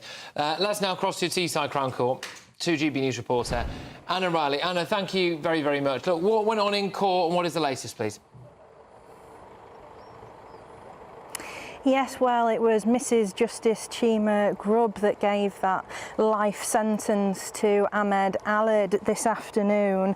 She ruled that Aled had committed terrorist offences when he murdered 70-year-old pensioner Terence Carney and attempted to kill his housemate Javid Nouri. She told Aled he had hoped to frighten the people of Britain and undermine the freedoms they enjoy when he murdered Mr Carney in a terrorist attack. She She said Aled then attacked an unarmed and elderly man after trying to attack his housemate on October the 15th last year. And it was an elderly man who was unable to defend himself. The judge said that the jury had seen through Aled's lies after he claimed the explanations he gave to police for his actions had been mistranslated and that political and religious causes were not his actual motivations. She said that they were, and that he was motivated by the Hamas attack on Gaza starting on October the 7th last year, with this attack happening 8 days later on Mr. Carney and Mr. Nouri. In a statement read to the court, Mr. Carney's wife Patricia said her husband went out walking regularly on the early morning, and this is when he was attacked by Aled while he was out on his morning walk. She called him Tess, and she said he was doing what he had always done and enjoyed doing. He was taking a walk on a street he believed to be safe, and a chance encounter with this man ended his life. She said that she'd been with Mr. Carney from a young age, that they had children and grandchildren together, and although they'd been living separately for a few years, they were still very much together. She said in the statement she could no longer go into town because it was too painful to be near the spot where Mr. Carney died after being stabbed 6 times by Aled on the street in the early morning. She said, from that day on, my life would be forever changed after the murder. She said, I don't feel anything anymore. The court also heard that Aled tried to kill his housemate Javid Nouri as he regarded him as an apostate for converting from Islam to Christianity, and that he armed himself with 2 kitchen knives and broke into his housemate's room in the early hours of the morning whilst he was sleeping. Javid Nouri has spoke out in a victim statement, and he said since the attack he doesn't trust anyone or anything, and that all thoughts and feelings I have of being in a safe country have gone. He was sharing accommodation with Aled, home office accommodation in Harleypool, and he was from Iran. He said, I would expect to be arrested and killed in my home country for converting to Christianity, but I did not expect to be attacked in my sleep here. How is it possible for someone to destroy someone's life because of his religion? He said he now struggles with mental health problems and had to move to another area in England, and he can no longer see his friends as a result. He said, I want to tell Ahmed, you are a weak person. Because of your religion, you attack someone in deep sleep and an old man who struggled to walk. So that was the latest that we've got from the court here this afternoon. The head of counter-terrorism policing North East also spoke out about leading the investigation and said in this case it was appropriate that the decision to declare this horrific incident as an act of terrorism was made once all the evidence had been heard by the court. Very much. Incredibly comprehensive report there on a devastating issue. Anna Riley, outside Teesside Crown Court. Can I just go into a little bit of the track record of this individual? OK, so he left Morocco in 2007 after having a problem with the intelligence services, OK? He spent time in 13 different European countries. He first arrived in Cadiz in Spain in 2007, travelled to France, Italy, Greece, before returning to Italy, where he lived and worked for 9 months. From Italy, he moved to Germany, where he lived between 2009 and 2011. He applied for asylum in Germany. He was refused asylum in Germany. He travelled to Denmark, Sweden, Norway and Finland, hoping to set up a shop with somebody from Somalia, but he was deported back to Germany, travelled to Switzerland and then Vienna, and then returned to Germany.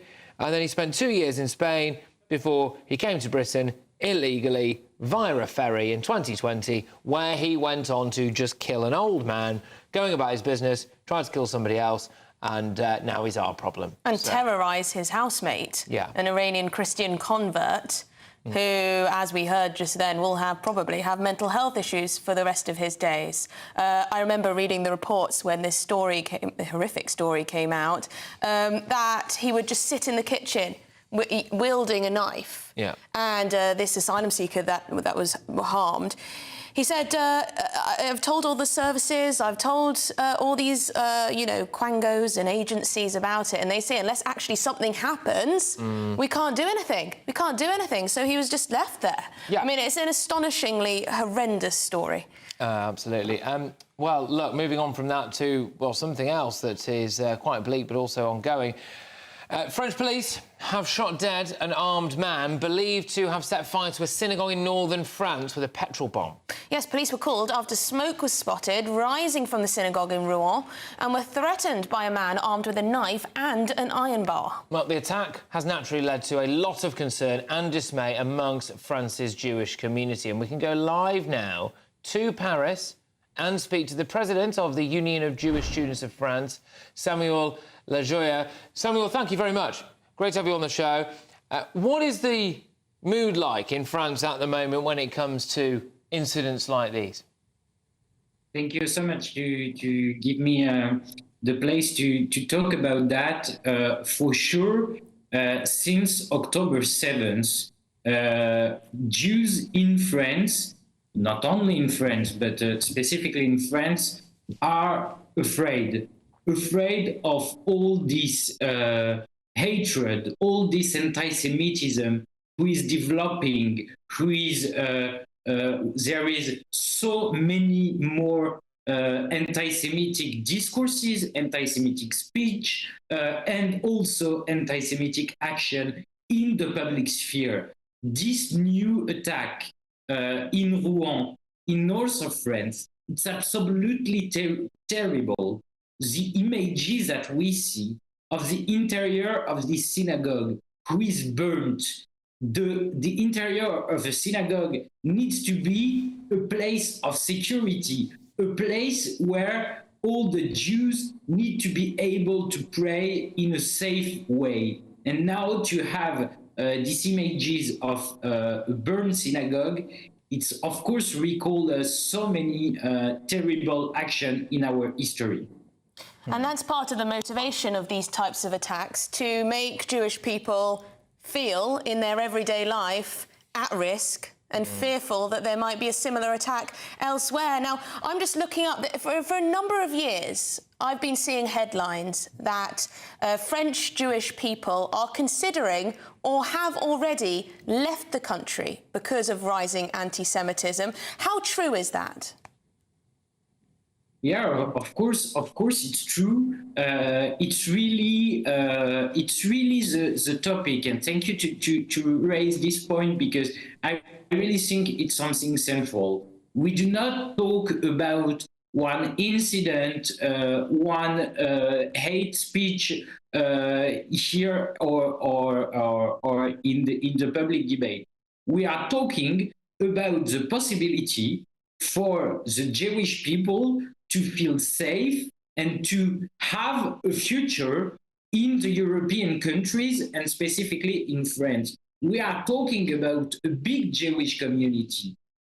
We are talking about a country where there is all the freedom possible, all the laws prohibiting hate speech and so on, but still there is a lot of people, because of their hatred against Israel, that want the Jews out of France. And really, I really say, we have a future in France, and we will prove that we have a future in France. We know that it's only a minority of people who want to terrify us, but still, it's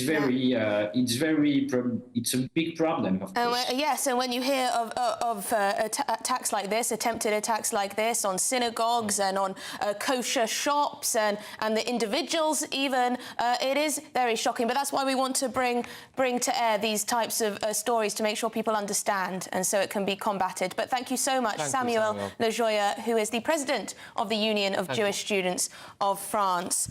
Yes, there is a lot of blatant anti-Semitism in some areas of France, Europe-wide. It's a Europe-wide problem, isn't it? Quite clearly. Yeah, absolutely. It's astonishing, really, what's going on. at the moment. Anyway, gosh, the United Kingdom and Bangladesh have signed an agreement to tackle illegal immigration. The new returns agreement will speed up the removal of migrants with no right to be in the country. Yes, it's a bit similar to a deal with Albania, and the aim is to expedite returns that reduce the number of small boat arrivals from Albania by over 90%. And we're joined now by immigration lawyer Paul Turner. Right, Paul, talk us through this then. So come on, we've got some kind of returns agreement with Bangladesh. In practical terms, what does this mean?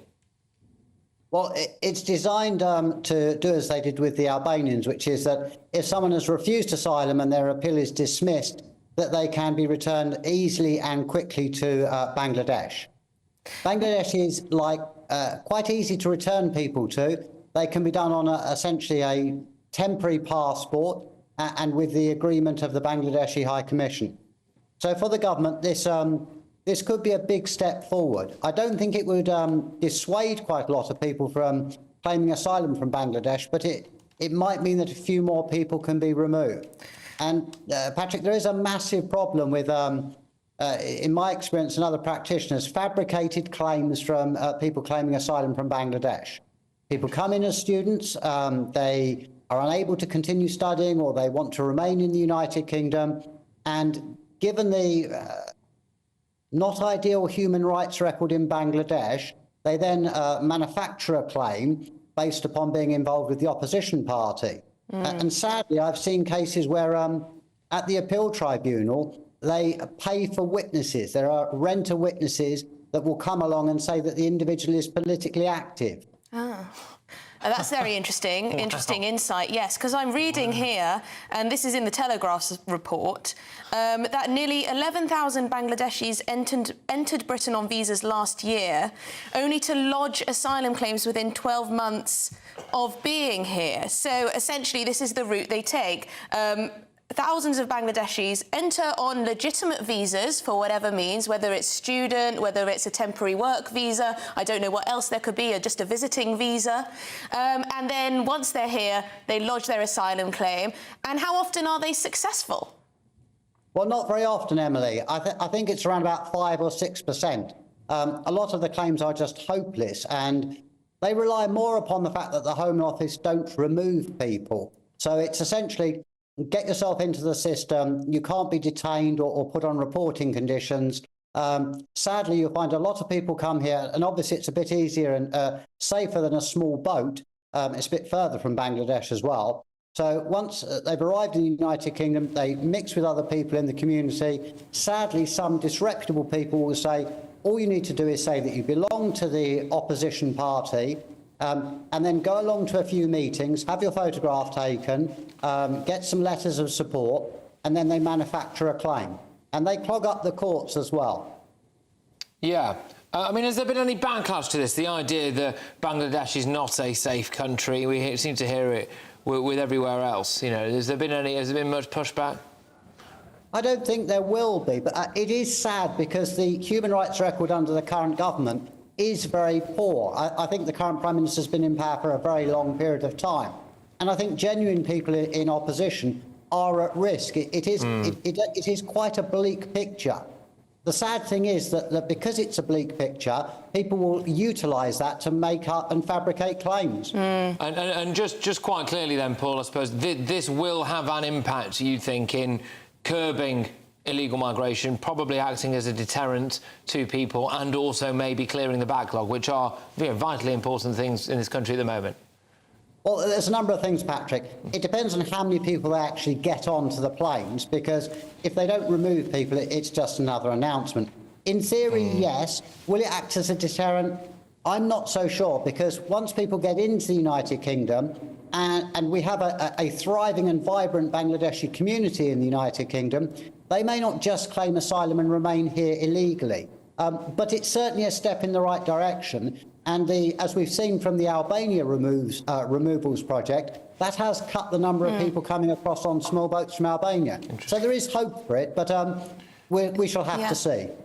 This is what we need for this issue. We need more returns agreements. So this is one. This is one. What impact it will have awaits to be seen. But thank you so much, Paul. Really great to get your expertise on this. Paul Turner, immigration lawyer. I just quickly on that, I found that fascinating. So he says that people are fake witnesses. Every time you talk to someone, he's got a bit of he's looked behind the curtain of some of these immigration cases. There's some issue like that. It was the old fake baptisms before, wasn't it? And now they've got the fake witnesses, everything. It's a massive industry. He's a political dissident. It's a massive, yeah, it's a massive industry. Yeah. Anyway, right, OK, so should Hamas sympathisers be deported? We are going to be having a rip-roaring debate on that very, very shortly, so stay with us.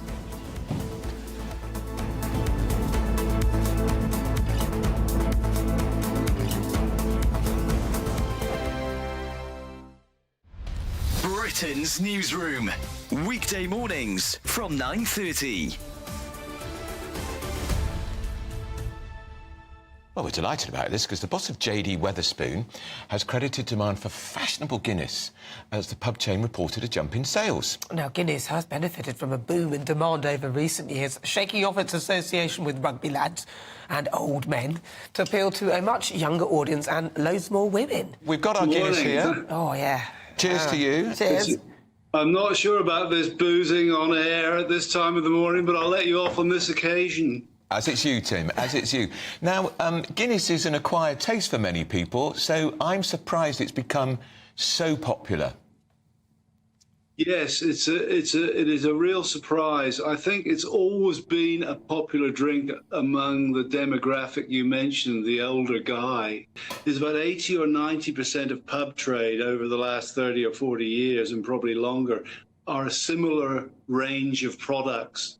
But there's a varying 10, 20% according to fashion.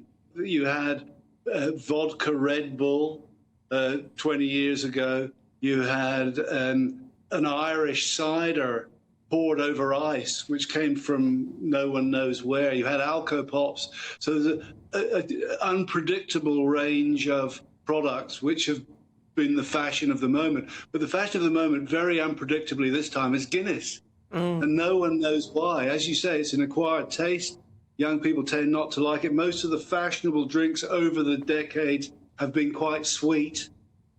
And Guinness obviously isn't. So, yes, I think the Guinness brewery, St James's Gate in Dublin, they'll say it's brilliant marketing. But like the rest of us, they rely a bit on luck. Every Saturday, 10 till 12, we'll bring you all of the news that you need to know. We'll also remind you that there is so much to smile about. It's my favourite time of the week. I get to relax, enjoy some light-hearted stories, and let Ellie teach me about fashion too. That's Saturday Morning Live, every Saturday, 10 till 12. Only on GB News, Britain's news channel.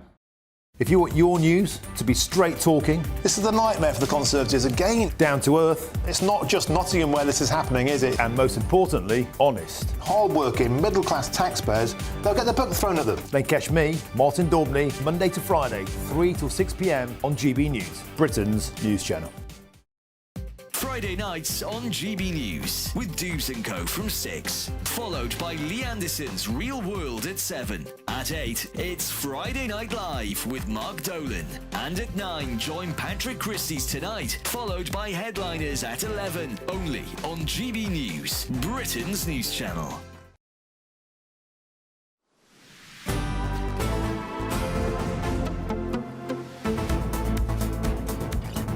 Well, good afternoon, Britain. It's 26 minutes past 1. Now, a Palestinian student who said she was full of pride after Hamas launched its attack on Israel claims the Home Office has now revoked her visa on the grounds of national security. Well, Dana Abu Qamar, who's a 19-year-old law student at the University of Manchester, was filmed at a pro-Palestine protest just a day after the October 7th attacks, saying that she was really full of joy and proud that Palestinian resistance had come to this point. Yes, well, the Home Office haven't yet commented on this individual case, but the question today is sympathising with Hamas fair grounds for deportation? Well, we're joined now by former Chief Immigration Officer at UK Border Force, Kevin Saunders, who thinks that it is fair to deport people if they sympathise with Hamas. We're going to try and get the other side up of this debate in just a second. But, Kevin, we will start with you. So, yeah, should we be deporting people, do you think, that appear to express sympathy with Hamas? Well, from what I've seen of the Sky interview, clearly she is supporting Hamas and saying in not so many words that it was justified. So she could have her visa cancelled because she is non-conducive to the public good. It is not in the public interest for her to be here. And cancelling visas is something that we do all the time. So this isn't unusual in any sense. So no big deal. So do you buy the idea that this is a freedom of speech issue, and this was her genuine instant reaction to what happened, and it's part of her rights in some way to be able to say so? No? Well, put it like this. If I'd been on the control at Calais and this lady had come into the control at Calais and said that, her visa would be cancelled straight away, because that they are not conducive to the public good. It's not in the public interest for somebody to come into the UK from outside the UK and say these things. So if she had just arrived at port and said these things, that she would be refused straight away. Yeah, and that's the issue. I think as well, for some people maybe saying, well, look, can we actually send her back there? You know, can we send her back? I mean, where would we send her? Would we send her to Gaza? Gaza's not safe. I suppose, I mean, the argument might be that, well, she does appear to quite like the regime over there. Maybe she should be sent there. Well, I mean, I don't know what passport she holds, but it wouldn't be a Gazan passport, would it? It would be a passport. So she would be returned to whichever country she is a passport holder for. And realistically, she should know better than coming to the UK, and whatever her personal feelings are, she shouldn't be saying these sorts of things in a public place in the UK. It's not on. And she's a law student, so she knows that, you know, support for terrorism is not allowed in this country. But I imagine, I mean, she felt bold enough to talk about this in the media. Presumably, she thought that there were lots of people that would agree with her here. So is she just going to be used, if she is going to be deported, and if it's true that her visa has been revoked, she's just one person? There could be hundreds of thousands, if not millions, who agree. There could be lots of people that agree. If they are here on visas, then they can be removed if they come out with this sort of rhetoric, because this rhetoric that this lady is accused of coming out of, saying, which Sky has got, is pretty clear. It's pretty clear in supporting Hamas killing 1,600 people. OK. Now, I'm just going to bring in Femi. Femi, I know we had a couple of issues with your connection now. I think we are ready to rock and roll now, my good man. Thank you. This is activist Femi Nylander. I'm assuming you have a different view to this, so that this individual, who appears to anyway have had her visa revoked for grounds of being, quotes, of national security threats, for boasting of joy at the Hamas terror attacks, you think we should let her stay? I mean, I think we need to think about what terrorism is. You talk about 1,600 people being killed, many of whom were combatants with the IDF. However, since then, we've seen 15 members of this young lady's family be killed by the genocidal state of Israel. And the reality of the situation is that we have a number of British citizens who are going over to fight for a foreign army. And we've seen what that army has done in the past 7 months. That army has sniped toddlers in the head. That army has run over senior citizens with bulldozers. That army has bombed countless civilians to death. That army has engaged in sexual violence. And this information is it's not like the 40 beheaded babies hoax where no one knows about it. And to find out about it, you have to go to a secret screening. This woman isn't a British citizen. She's in this country to study, presumably on a student visa. She should know the rule of this land, which is that Hamas is a prescribed terror organisation. So you live by the law of the land you're in. No, but I mean, the reality, of course, is, again, that we are supporting terrorism. We're supporting that. You think the death of civilians is wrong, then you think the death of 40,000 plus civilians is wrong. OK, so you clearly see a moral equivalence between Hamas and the IDF. No, I don't see a moral equivalence between Hamas and the IDF. Hamas has not killed 40,000 plus people. Hamas does not and has not bombed masses of civilians to death. Yeah. Well, what I'm saying here is just look at the facts and look at the statistics. You don't care because you don't think Muslim lives are equal. You don't think Muslim civilians being killed is bad. No, but it's true. It's true because if you did, you would be up in arms. Do you condemn the IDF? Patrick, do you condemn the IDF? I'm actually just going to draw a line under this now. Okay, do you condemn the IDF? I also think, and one of the reasons, can I just say, one of the reasons I'm drawing a line under this is that a line slipped out that I think you hoped that we didn't hear from me, which was that I believe that you just denied that babies were beheaded, etc. on October the 7th, and I did hear that. Have you got any? Have you got any? Have you got views like that on this show of that? Because I have seen videos. Okay, so thank you very much. All right, Femi, thank you very much. Okay, thanks Femi Nylander, and thanks to Kevin Saunders. Well, pretty disgusting. Not sure we got anywhere with that. I know, and actually, I really just don't think views like that should be aired on national television. Anyway, coming up, new research has revealed that on average, young entrepreneurs are working almost a day and a half extra per week compared to the rest of us. Could that be true? Are young people working harder than previous generations? More after the headlines.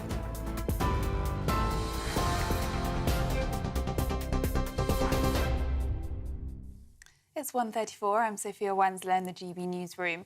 Your headlines. A Moroccan asylum seeker has been sentenced to a minimum term of 44 years and 52 days for murdering a pensioner in an attack motivated by the conflict in Gaza. Ahmed Alid stabbed 70-year-old Terence Carney 6 times in Harleypool in what was intended as revenge for the Israel-Hamas conflict. He told police the attack, a week after the Hamas attacks on Israel, was for the people of Gaza, and he had wanted to kill more victims. Alid was also found guilty of the attempted murder of his housemate, who he had attacked before the fatal stabbing of Mr. Carney. The Chancellor, Jeremy Hunt, has declined to give a cast-iron guarantee of tax cuts while insisting the tax burden would go down under a future Conservative government. He warns that Labour will be forced to raise taxes to pay for their spending pledges, as he reiterated his own commitment to eliminating national insurance. Speaking a short while ago in London, the Chancellor accused his shadow, Rachel Reeves, of resorting to playground politics with her criticism of the high levels of taxation on UK households. French police have shot dead a man who tried to set fire to a synagogue in the northwestern city of Rouen. It's reported that the man was armed with a knife and an iron bar and threw a firebomb inside the building before police shot him. Police were called at around 6:45 this morning after local reports of smoke seen rising from the synagogue. And South West Water says cow manure may have caused an outbreak of a parasitic disease in Devon that has led to dozens of people experiencing vomiting and diarrhoea. It is thought a damaged air valve on a pipe in a field containing cattle has been identified as the potential site of the outbreak. And for the latest stories, sign up to GB News Alerts by scanning the QR code on your screen or go to gbnews.com/alerts.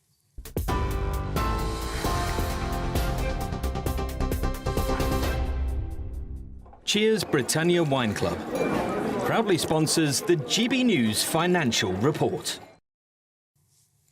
And here's a quick snapshot of today's markets. The pound will buy you $1.2658 and €1.1672. The price of gold is £1,888 and 14 pence per ounce. And the FTSE 100's at 8,404 points. Cheers Britannia Wine Club proudly sponsors the GB News Financial Report. Hi there and welcome along to the latest forecast from the Met Office for GB News. Warm sunny spells for many of us today, but there will be some sharp showers, even the odd thunderstorm, especially for western Scotland, as well as parts of the Midlands. Now, into Friday, we're going to see this area of low pressure drifting to the south, but remnants of a weather front across central parts, bringing a large amount of cloud. The cloud does tend to break up to allow some warm sunshine to develop through the afternoon, but there'll also be some heavy showers developing, particularly through Wales, the Midlands, Northern England, Western Scotland. However, where we've got the warm sunshine, temperatures are doing very well, up to the low or even the mid-20s. In fact, one of the warmer spots will be Western Scotland, where temperatures could reach 25 Celsius in one or two places. And in the north and the east of Scotland, as we end the afternoon, plenty of sunshine. But there will be these sharp showers developing, especially over the Highlands, even the odd thunderstorm. These will be slow moving. Could be some torrential rain. One or two showers for southern parts of Northern Ireland, as well as northern parts of England into the Midlands, Wales as well. The odd rumble of thunder here. Southern England, mostly fine with sunny spells and highs of 21 or 22 Celsius. Going to the evening, many of the showers and odd thunderstorm will disappear, and then it's a dry night for the vast majority, although there will be an increase in the cloud cover across eastern parts of the country with some low cloud and some mist around North Sea coasts. And temperatures dipping to the single figures where we've got some clear spells in the west. But a lot of cloud around as we begin Saturday. Some outbreaks of rain pushing into East Anglia in the southeast. One or two spots of rain along the south coast as well. Otherwise, warm sunshine once again developing. But by the afternoon, heavy showers once again, especially for Wales and the southwest, where there will be some thunderstorms. Temperatures in the sunnier areas reaching 21 to 23 Celsius. Bye-bye. The latest GB News travel. Hello to you, I'm Jules Buckley. Let's go to Greater Manchester. Firstly, this Friday, the clockwise M60 from junctions 18 to 19. That's Simister Island through towards the Heaton Park 3 Arrows roundabout. There's a vehicle fire being dealt with, so slow going at 2 lanes are currently combed off. There's a breakdown northbound up the M1 Northampton, junction 15 to 15A, a lane shut and queues. Still slow clockwise on the M25 following an earlier accident from Watford at 19 to the M1 at 21. All lanes back open though. Slow in the roadworks anti-clock on the M25 as well. Just into the Clackett Lane services quite heavy back towards junction 7. And in Upper Edmonton in London, the North Circular, the eastbound 406, part blocked at the 4th Street Tunnel and queuing. It's stop-start, there's a collapsed manhole there. That's the latest. You can stay up to date throughout the day by visiting our website, gbnews.com.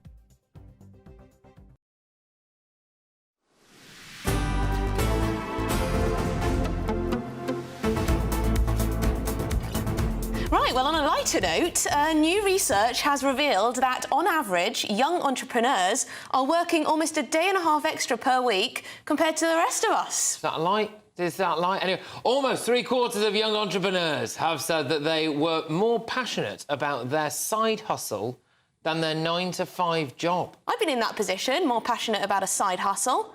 Good stuff. Our North West of England reporter, Sophie Reaper, spoke to one young businesswoman to find out what it is that drives her. If it's something you really, really enjoy, there will be a way that you'll make it work. Since she was just 17, young entrepreneur Jenna Barton has always had a side hustle. She started out by offering makeup appointments on weekends, and since then, her love of having her own business has continued to grow. Financially, yes, there is a benefit to it, but at the same time, I feel like a 9-to-5 can be quite mundane and sort of monotonous. As a creative person, I feel like I need to have an outlet to, really exude my creativity, and that's what gets me going and keeps me excited as well for my job. So if I can have my 9-to-5 and that pay my bills, and I've got the structure coming in there, but then also enjoy myself on a weekend, keep myself busy, a bit of extra money, but also use my creativity to its fullest. After getting engaged last year, her passion for social media combined with wedding planning brought about a new business opportunity. I just thought, do you know what, if you can have this on your wedding day as sort of a behind-the-scenes experience on top of your wedding photographer and videographer, then why not? I'd love for it to eventually become my full-time job. It's something I absolutely enjoy, seeing people's love stories pan out in front of me as well. But Jenna is not alone. New research has found that on top of the normal 9-to-5, the average young entrepreneur is working an extra day and a half each week to try and grow their side hustle into a full-time career. In fact, 71% said they were more passionate about their small business than their actual jobs. But with an average profit of £3.70 per hour, it's the earning potential that could be holding them back. Among young people, there's an incredible amount of talent, an incredible amount of passion. And it's important that actually as a country we harness that and make sure that we're encouraging people to consider setting up their own business from a young age. And increasingly, we're seeing younger people recognising that they could be their own boss. They could do something that they're really, really passionate about. As times change, so do our ways of working. And that means our younger generations taking their small businesses online. Increasingly, we see a lot of young entrepreneurs growing their business and marketing their business online using social media platforms. In the UK, there's 1.5 million businesses on TikTok, for example. So it is certainly worth considering. For many young people like Jenna in the UK, running their own business is a dream come true. And despite the challenges, they're willing to work hard to make that dream a reality. Sophie Reaper, GB News. Look at that. You know, anyone can set up a business these days. All you need is your phone. I think it's great. Seriously, I think all this talk about unemployment and, you know, there's no hope and people can't afford houses and all of this stuff, yeah, all right, there are difficulties out there. I'm not trying to diminish that. But actually, if you do have a lot of get up and go about you and you aren't prepared to hustle and duck and dive a bit, you can do all right. You sound like you're nagging everyone. Well, you know, I'm just saying, I'm not, you know... Start your TikTok shop? I just think, look, maybe in life some people are too afraid of failure to ever start to try. Yes, well, yes. Maybe. Sometimes you don't try.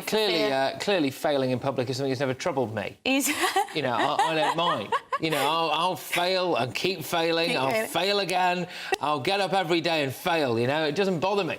You have to in this business. It doesn't bother me. Gotta get back up and try again. But no, this is good. I mean, lots of young entrepreneurs, that's what we need in this country. We need people who are, you know, trying out new things while actually doing their 9 to 5. You might have a bit of a boring office job for your 9 to 5, but it pays the bills. And then, you know, from 5 till 9, you can start selling things online, doing your marketing, doing your wedding creations, doing your whatever it is. I mean, there's one website where you basically, it's just a forum for all of these young business, not young necessarily, but business people who do things like, you know, add personalizations to slippers or personalizations to hoodies that you can wear, and they just, you know, add a little bit extra and then they can sell them. It's all about finding a niche, isn't it? Just find a little niche. There's loads of stuff that didn't exist 10 years ago, and if you can get the next big thing, you know, I mean, look at, people have made billions out of things like Uber, for example, and then Uber Eats and all of that stuff. You know, these things that we take for granted now didn't exist before. You know, you could be the next billionaire.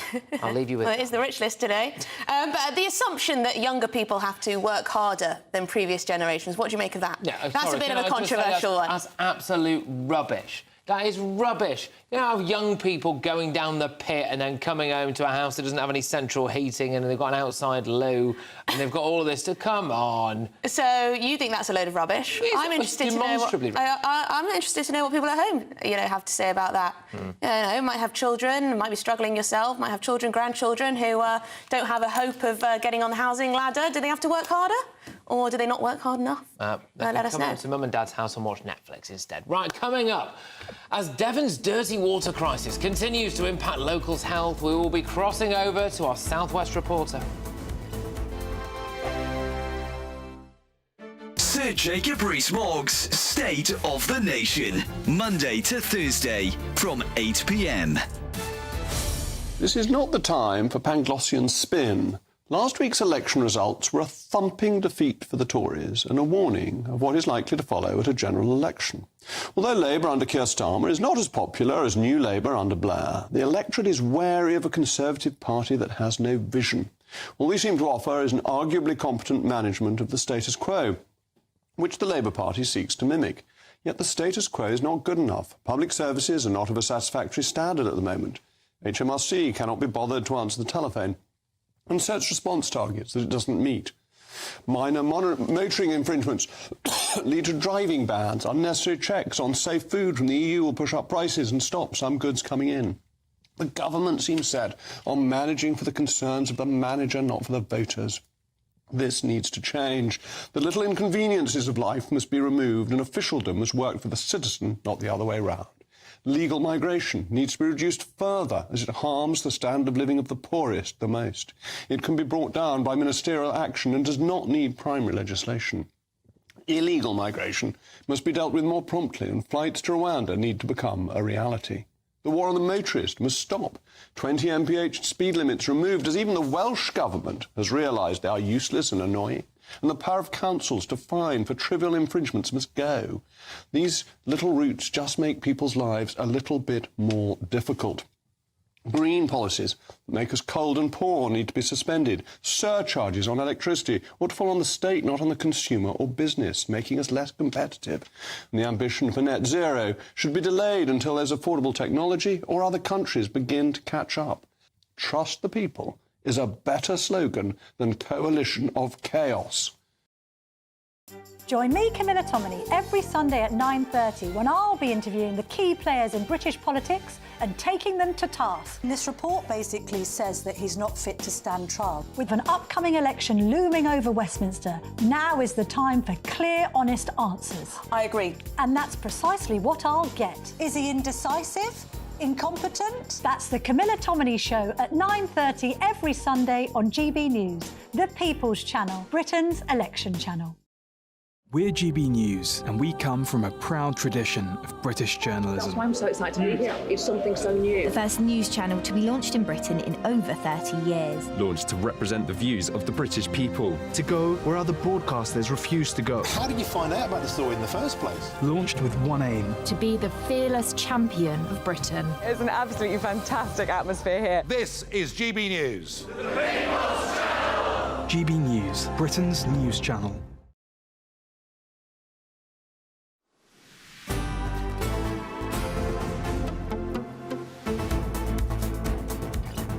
Well, have you seen the rich list today? There's quite a few interesting names on there. Lots of young people, lots of under 40s making it into the rich list. 7-time Formula One champion Lewis Hamilton has entered the Sunday Times rich list for the first time. Paul McCartney's doing very well for himself. How much do you reckon Lewis Hamilton's worth? 200 million. 350 large, apparently. Wow, 350. Absolutely. Just signed a new contract with Ferrari, so that's done it. The Ineos chief, Sir Jim Ratcliffe, and new part owner of Manchester United, is worth, where is it now? Let's have a look. Somewhere in the region of 7.2 billion or something like that. I mean, it's absolutely unbelievable, that. He can fix the roof at Old Trafford now, can't he? And we, the taxpayers, have made someone very, very rich indeed.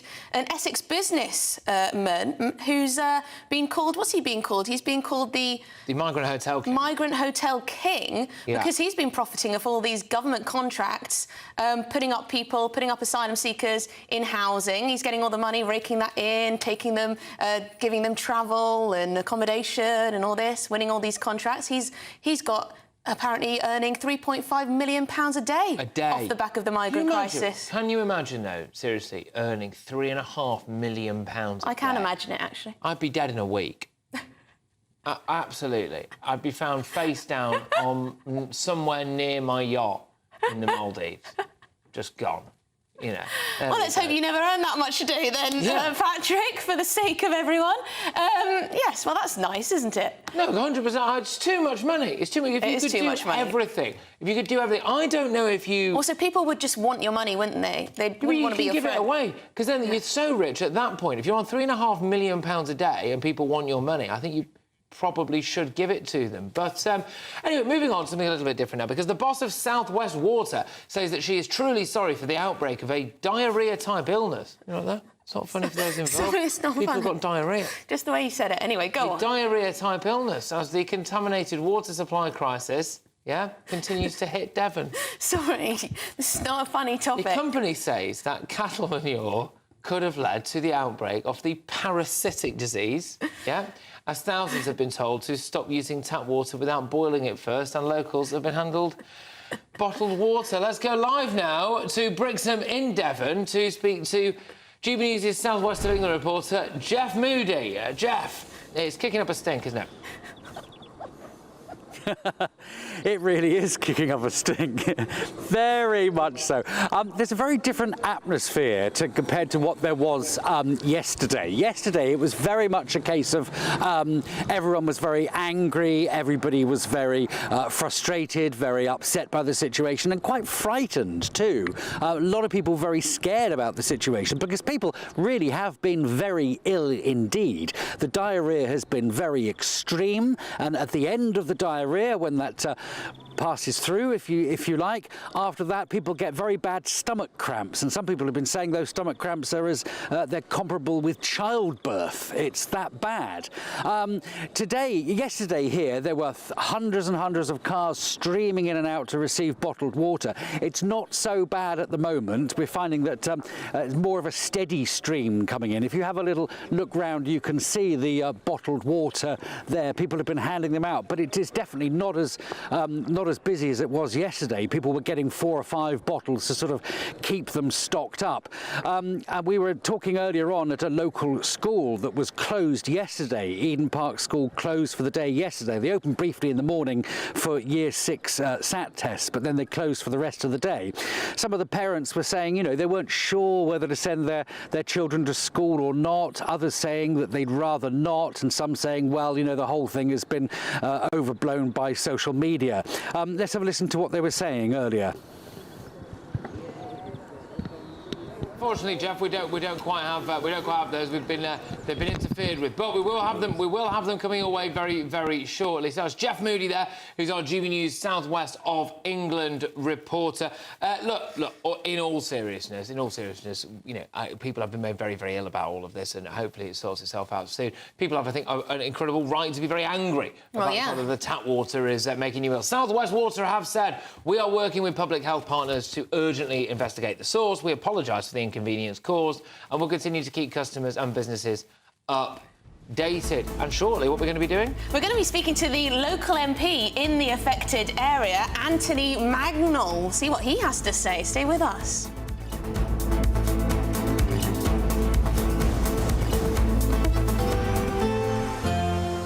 A brighter outlook with Box Solar, sponsors of weather on GB News. Hello and welcome to the latest GB News forecast from the Met Office.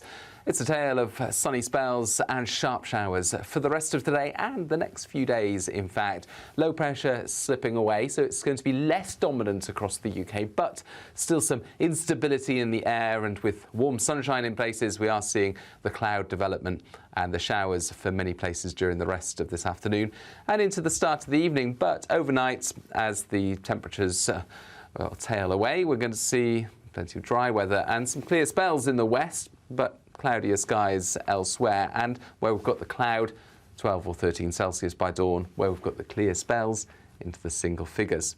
Many places will be dry as we start off the weekend. There'll be some sunshine around as well, but into the east of England, especially East Anglia and the far southeast, so into Kent, for example, some showery rain starting to appear, 1 or 2 showers elsewhere across the south coast. Wales, northwest England, plenty of sunshine first thing, but for northeast England as well as eastern Scotland, a lot of low cloud and mist. Northern Ireland seeing patchy cloud and mist as well. Largely dry for Scotland, some decent sunny spells in places. And as we go through the morning, actually, where we've got the layers of cloud, that will tend to break up. We're going to see some sunny spells developing, but there'll also be, once again, some shower development. Western and central Scotland seeing some sharp showers, but the majority of the showers will affect Wales and the southwest of England. And here they could be very lively with some heavy rain in places. Temperatures away from the showers and into the warm sunny spells reaching 20 to 23 Celsius. But those showers will continue to affect parts of Wales and the southwest into the evening before eventually fading away. And then into Sunday, again, warm sunny spells for many, but there will be some showers around, particularly across parts of southern England. Bye-bye. That warm feeling inside from Boxed Boilers, sponsors of weather on GB News. Don't miss your chance to win our biggest cash prize so far. A totally terrific £20,000 in tax-free cash to make your summer spectacular.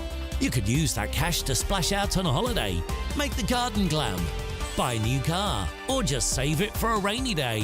Whatever you'd spend £20,000 on, make sure you don't miss the chance to make it yours. For another chance to win £20,000 in tax-free cash, text PRIZE to 63232. Text costs £2 plus one standard network rate message. Or post your name and number to GB05 PO Box 8690 Derby DE1 9TT. UK only. Entrance must be 18 or over. Lines close at 5 p.m. on the 31st of May. Full terms and privacy notice at gbnews.com/win. Please check the closing time if listening or watching on demand. Good luck. 2024, a battleground year. The year the nation decides. As the parties gear up their campaigns for the next general election. Who will be left standing when the British people make one of the biggest decisions of their lives? Who will rise? And who will fall? Let's find out together. For every moment, the highs, the lows, the twists and turns. We'll be with you for every step of this journey. In 2024, GB News is Britain's election channel. Are the newspapers getting you down? My wife didn't divorce me that month.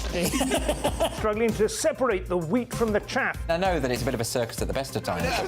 Well, don't worry. Headliners has got you covered. We'll take the burden of reading the day's news, and if we get depressed, who cares? It's an occupational hazard, frankly. That's Headliners on GB News from 11 p.m. till midnight, and the following morning, 5 till 6 a.m. on GB News, the comedy channel. Nah, just kidding. Britain's news channel.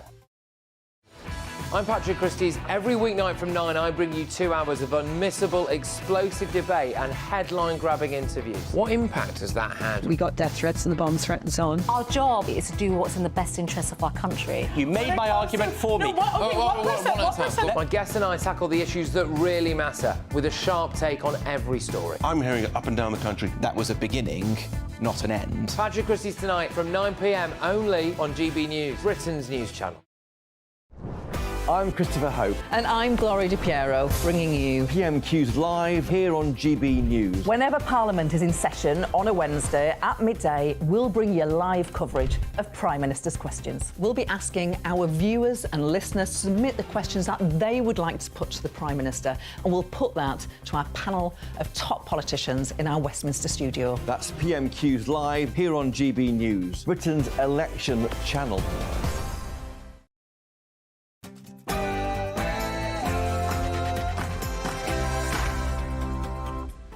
Well, good afternoon, Britain. It's 2 o'clock on Friday, the 17th of May.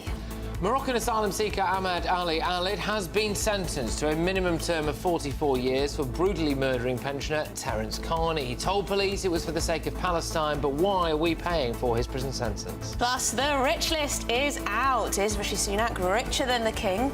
Who's making mega bucks off the migration crisis? And could Britain be home to the first gypsy billionaire?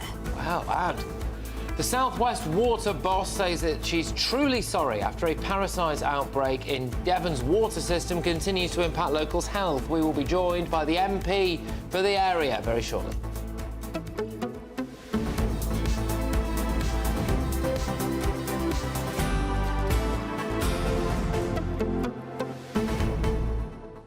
Yes, OK, well, look, a mixture of light and shade coming your way this hour. Make sure that you do get in touch. Cheers, gbnews.com/your say. We've got it in front of me, so we need to actually get to some of that this hour. I promise that we will. But what we are going to be leading in with is whether or not, actually, we are just a soft touch here in Britain. You've got a chap who's come across 13 different European countries, managed to settle here, despite not having his asylum claim processed, and then goes on to attempt to murder one individual and does murder another. And now we have to look after him for the next 40-odd years. How big a problem is all of that? Yes, what do you make of that at home, that he's going to be living the rest of his life in a prison, in our prison system? We know that our prisons are extremely overcrowded. It feels like we're reporting on that every single day. Doesn't seem like there are many plans to increase the number of prisons we have, or at least the spaces. We're told every day how slow the criminal justice system is, how overburdened it is. And now this man, who hadn't had his asylum claim confirmed in this country,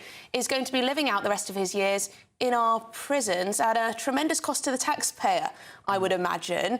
So in these types of cases, should it be that someone like this is deported to their country of origin, or do you prefer that he is in our prison system and gets the punishment that he deserves right here in Britain? Let us know, gbnews.com/your say. We're also going to be speaking to the MP down in Devon, who's probably been hearing a lot from his constituents about this water issue. So we'll be asking him all about that. It used to be a thing, didn't it, when you used to go abroad? I don't know whether it was just my mum or whether it was everybody's mum, but it was, oh, don't drink the tap water. Can't drink the tap water abroad. It was always a big thing. Well, now that's the same over here, apparently, in some parts. We're going backwards. But anyway, we'll have all of this after your headlines with Sophia.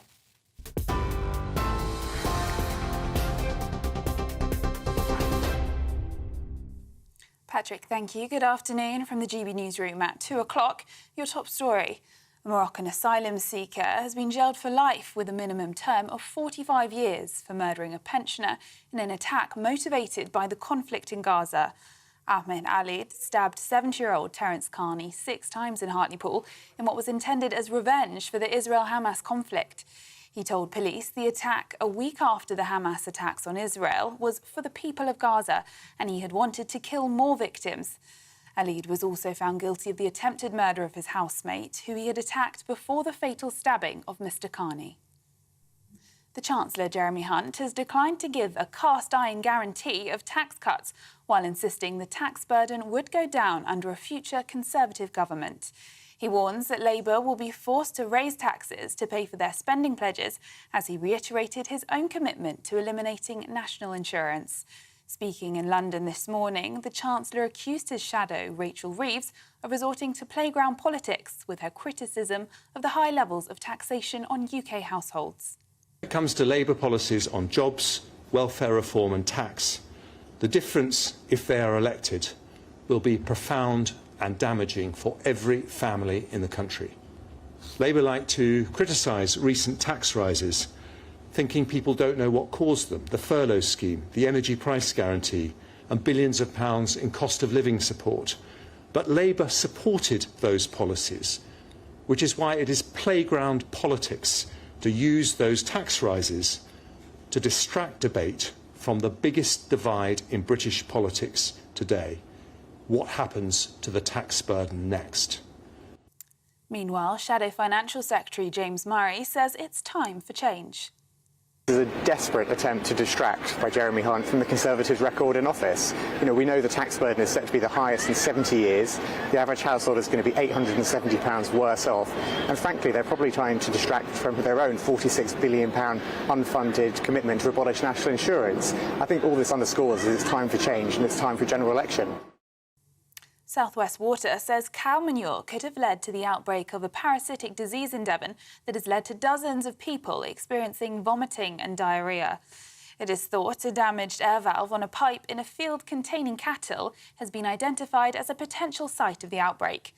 Bottled water has been handed out to residents as people have been told to stop using tap water for drinking without boiling it first, and schools have been forced to shut. Exchequer Secretary to the Treasury, Gareth Davies, says it's important to hold water companies to account. It's a very troubling development that we're hearing in Devon. Of course it is. We've taken very tough action to strengthen the powers of the regulator, to allow them to hold companies to account. As the Chancellor has just said, we've seen significant investment as a result of privatisation. The only water company in addition to the one that the Chancellor referenced that is worse is in Scotland, which is not privatised. And so this is a matter of holding companies to account, making sure that they're investing, and this government is focused on making sure that happens. In other news, French police have shot dead a man who tried to set fire to a synagogue in the northwestern city of Rouen. It's reported that the man was armed with a knife and an iron bar and threw a firebomb inside the building before police shot him. Police were called out around 6:45 this morning after local reports of smoke seen rising from the synagogue. The mayor of Rouen said the attack on the synagogue didn't just affect the Jewish community, but the entire city was battered and in shock. And the personal fortune of Prime Minister Rishi Sunak and his wife Akshata Murty rose by more than £120 million over the past year. Mr Sunak and Miss Murty's wealth is judged to be £651 million in the latest Sunday Times Rich List. That's up from £529 million in 2023. Meanwhile, a number of the UK's highest-profile billionaires, including Sir Jim Ratcliffe and Sir Richard Branson, saw their fortunes shrink over the year. And for the latest stories, sign up to GB News Alerts by scanning the QR code on your screen or go to gbnews.com/alerts. Now it's back to Patrick and Emily.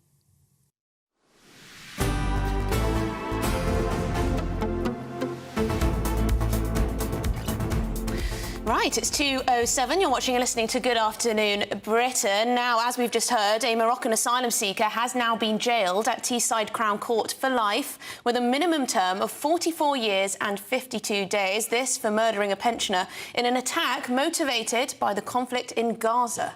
Ahmed Alid stabbed 70-year-old Terence Carney multiple times in Hartlepool in October and told police that it was in protest against the Israel and Gaza conflict. Now, he was also found guilty of the attempted murder of his housemate, who he had attacked before the fatal stabbing of Mr Carney. This on the grounds that he had converted to Christianity. Let's cross to Teesside Crown Court to GB News reporter Anna Riley. Anna, thank you very much indeed. You heard what the judge had to say. On what basis was this sentence handed out? Yes, the judge here, Mrs Justice Chima Grubb, said that Alid had committed terrorist offences when he murdered 70-year-old Terence Carney and for the attempted murder of his housemate Javid Nouri. She told Alid that he had hoped to frighten the people of Britain and undermine the freedoms they enjoy when he murdered Mr Carney in a terrorist attack. She said that Alid had attacked an unarmed and elderly man who was unable to defend himself.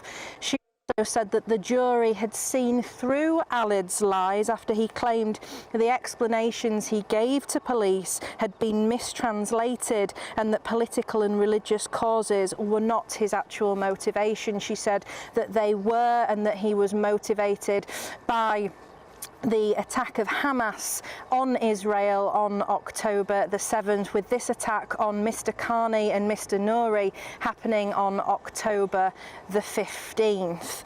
She also read out victim statements as well from Mr Carney's wife, Patricia. She said that her husband went out walking early every morning because he enjoyed the peace and quiet on the street.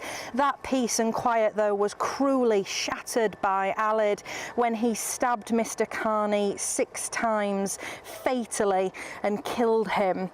In a statement to the court, Mrs Carney said Terence, who they called Tess, was doing what he had always done and enjoyed doing. He was taking a walk on a street he believed to be safe, and a chance encounter with this man ended his life. She said that she'd been with Mr Carney from a young age and that although they'd been living separately for a few years, they were still very much close. They shared children together and grandchildren. She said that she could no longer go into town because it was too painful to be near the spot where her husband was murdered. And she said, from that day on, my life would be forever changed. I don't feel anything anymore.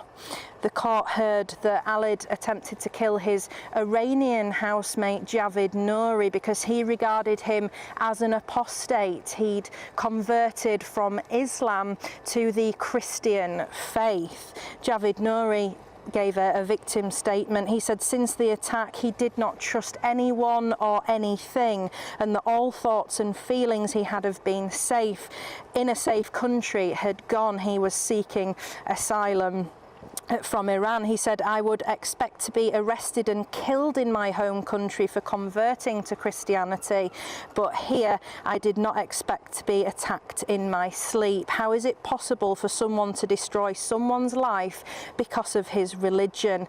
He went on to say that he struggled with mental health problems and had to move to another area in England away from his friends. He said, I want to tell Ahmed, you are a weak person. Because of your religion, you attacked someone in deep sleep and an old man who struggled to walk. Counter-terrorism policing North East have also been involved in this investigation, along with Cleveland Police. They said in this case it was appropriate that the decision to declare this horrific incident as an act of terrorism was made once all the evidence had been heard by the court. Thank you very much. It's Anna Riley there, who's at Teesside Crown Court for us. GBNews reporter Anna Riley on a deeply distressing and infuriating case. Yeah, incredibly sad to hear the victim's personal statement and the families too. Absolutely shocking. I believe we have a statement here to read out, do we, from the Carney family. They say we would not want anyone else to have to go through what we have had to go through over the last 6 months and what we will continue to go through for the rest of our lives. For us, things will never be the same again. Yes, he may have a life sentence, but family too. Just avoidable, isn't it, all of this? Avoidable, you know. The overwhelming response here in the GB News inbox is that why on earth was this individual even here? Really, is the main problem. And also people saying here, like Pete, that the UK could pay for him to serve his sentence in a Moroccan prison instead, and maybe that will be money better spent. But we are moving on now because Devon is still in the grips of a contaminated water crisis, with South West Water saying that cattle manure might have led to the outbreak of a parasitic disease in the area. Yes, thousands have been told to stop using tap water altogether without boiling it first, and locals have been handed bottled water. Yeah, indeed. This is the kind of stuff that used to happen abroad, but anyway, it's happening here. Let's find out now what's going on by speaking to the MP for Totnes. It's Anthony Magno. Anthony, thank you very much. Look, great to have you on the show. How serious is this? What's going on? Well, thank you for having me. I'm sorry I have to be on the show talking about this issue in the first instance, because it should never be happening, certainly not in the 21st century in the United Kingdom. It is serious, of course it's serious. You know, 40,000 people across South Devon are without drinkable water at the moment, and so it is an enormous source of frustration, indeed anger, with how South West Water has operated, and this goes right to the top, and it's deeply frustrating because we started off this week being misled that it was nothing to do with South West Water, and now we find out that it is to do with South West Water. So, you know, what I want to see is a speedy resolve to the whole issue. And Anthony, have you managed to have any conversations, sat down or over the phone or whatever, with South West Water? I've been cut off, but if I was getting the drift of your question, you were saying, have I had any contact with executives from South West Water? Exactly. The answer is yes. I've had extensive meetings with them, but also with DEFRA, UKHSA officials, local authorities, Brixham Town Council, Torbay Authority as well. But the most important thing right now is to make sure that we can get this issue resolved, that we can get our water back online so that people have comfort and security in knowing that they've got good quality drinking water at their disposal. And to be honest, that is my absolute #1 priority, after which, and forgive me, I'm just speaking a little bit longer because I can't hear you, I'm just going to say we have to find out what has caused this, and we have to hold South West Water to account. As I said at the beginning, it's absolutely essential that we find out the cause and then make sure that they are accountable both to residents and indeed to politically elected officials as well. OK. Can you now hear us? No, that's fine. But of course, I'll make myself available if you'd like to speak to me at any other length on this topic. That's absolutely fine. I think we'll have to leave that there. But good stuff. And he's off already. So he's got work to do. He's rolled his sleeves up. He was at the water bottle station, wasn't he, where they're handing out these water bottles. Yes. I imagine how many water bottles they've had to find and give out. Hardly good for the environment. Hardly good for the environment. No. No. But look, this is astonishing. Actually, I mean, he's absolutely spot on about the idea that this should not be allowed to happen. I think people are willing. People are willing to accept mistakes in certain things, aren't they? Things can happen, but it's usually the denial that gets you in the end. And if South West Water were denying that it was much to do with them, meanwhile people are continuing to drink polluted tap water, well, they need to get that problem sorted quickly. We're hearing a heck of a lot, aren't we, about how water companies at the moment in Britain are just treating this country with utter contempt. Yeah, I mean... pumping stuff into the rivers. How many litres of sewage has been pumped into our waterways? I mean, this sounds as though it's quite different to that. So this is another issue that's in our country with this water crisis that's ongoing. But yeah, very worrying for a lot of people, and hopefully they sort it out sooner rather than later. I mean, it's not ideal having to always drink bottled water or boil it first. I mean, who has time to do that?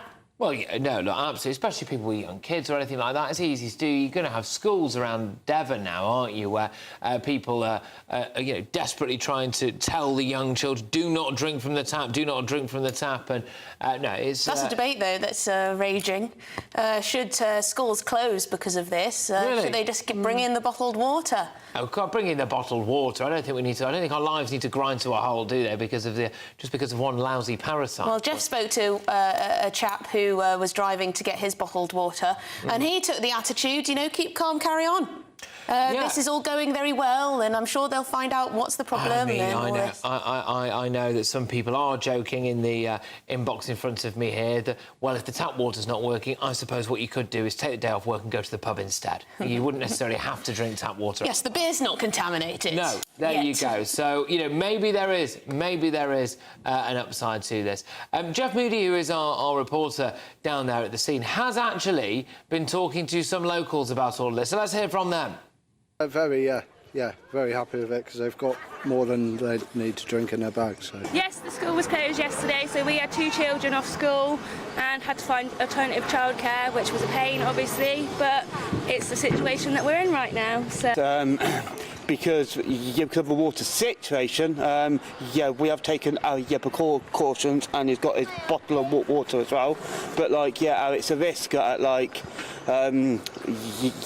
they got clean water, and or is it going to continue? Think about it for quite a while as to whether it was safe or not. But it says on the website that they've had a fresh water supply delivered. So. Well, it was a lovely day down there, at least. Well, in a way, that makes it worse, though, doesn't it? Because you're probably desperate for just a drink of really cold water out the tap or something like that, etc. But anyway, well, look, we obviously wish everybody down there well, and everybody who is ill a speedy recovery. Yeah. And, just stay vigilant. Stay vigilant. I hope this is a isolated issue and just in that part of the country, and it's not something that's going to spread, everywhere. No. But coming up, you may have seen some coverage of certain Patrick Christie's in Cambridge yesterday. He was confronting pro-Palestine protests with none other than Suella Braverman. Yeah, I mean, well, you'll see what happened if you're not already, but we'll be showing you clips of what they had to say. Or not say. This is GB News, Britain's news channel.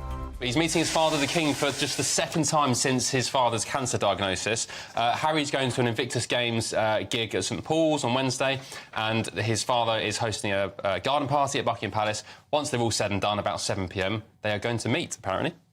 Yeah, but crucially not the Princess of Wales. Well, I think it's a wonderful story, and obviously you would. If you're visiting the country, you haven't seen your dad and he's ill with cancer, of course you'd go grab a Costa. Can't wait to see the pictures of them in Costa together, just having a little catch-up. Do you know they might embrace? I would hope so, but... Do you know, I think it's really important that life's too short not to have a relationship with your family. I know too many people that aren't speaking, or they've fallen out because of money or whatever, and we're only on this earth for a very short time, and what a shame not to have a relationship with your own haven't they? son. I mean, it's the trust issue that is really the problem here, and straight after this they're going to be heading off to Nigeria, and they're still involved in all of these sort of like commercial and media activities. If you don't have that trust there with your family, and you're responsible for breaking that trust down, it's not really, it's sort of on you, isn't it? It's still mendable, though, I think, and we've all got people in our family that maybe we wouldn't trust with our bank details or something like that, so they can just not. You know, Charles shouldn't be going to Harry, guess what, you can't tell anyone. He's like, that's not what they're going to talk about, are they? They're not going to tell him anything. The King is his father, but it's different, isn't it, if it's your brother, it's your sibling, whereas a father's probably perhaps more likely to be forgiving and to be wanting to sort of reunite. Do you think maybe it's going to be harder for him to mend that relationship with William and Catherine? I think it's really, really hard. I mean, I can't see how they can... But they need to get in a room together. They need to speak. The only way that you are going to break down barriers when it comes to relationships is by facing it and speaking about it.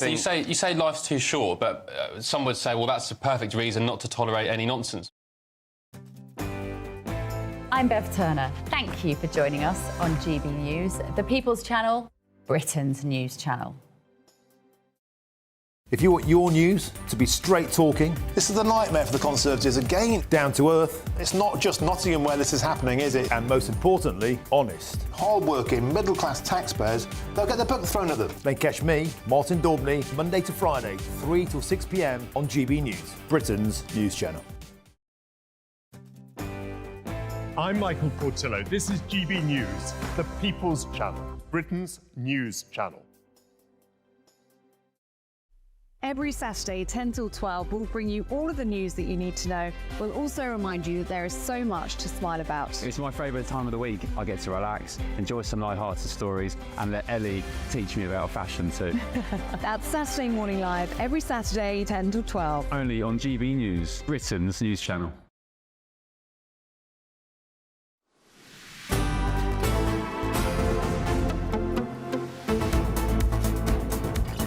Well, a very good afternoon to you. Now, Patrick was in Cambridge yesterday, along with the former Home Secretary, Suella Braverman, and they confronted pro-Palestinian protesters with a few questions. These protests are taking place right across the country. They are indeed. Confront is a strong word, to be fair, but we just tried to speak to them. Yeah, well, I mean, look, Suella Braverman was very keen to genuinely try to engage with some of these people, to try to understand and maybe have some kind of discussion with them. She has some personal skin in the game. She went to Cambridge University herself. Cambridge, of course, is seen as an envoy of ours around the world. So, it was important, I think, to try to understand what was going on there. And let's have a little look. What are you here protesting about? Might not get a better opportunity than this to talk to What's someone. your message to the Palestinian people? What's your message to Hamas?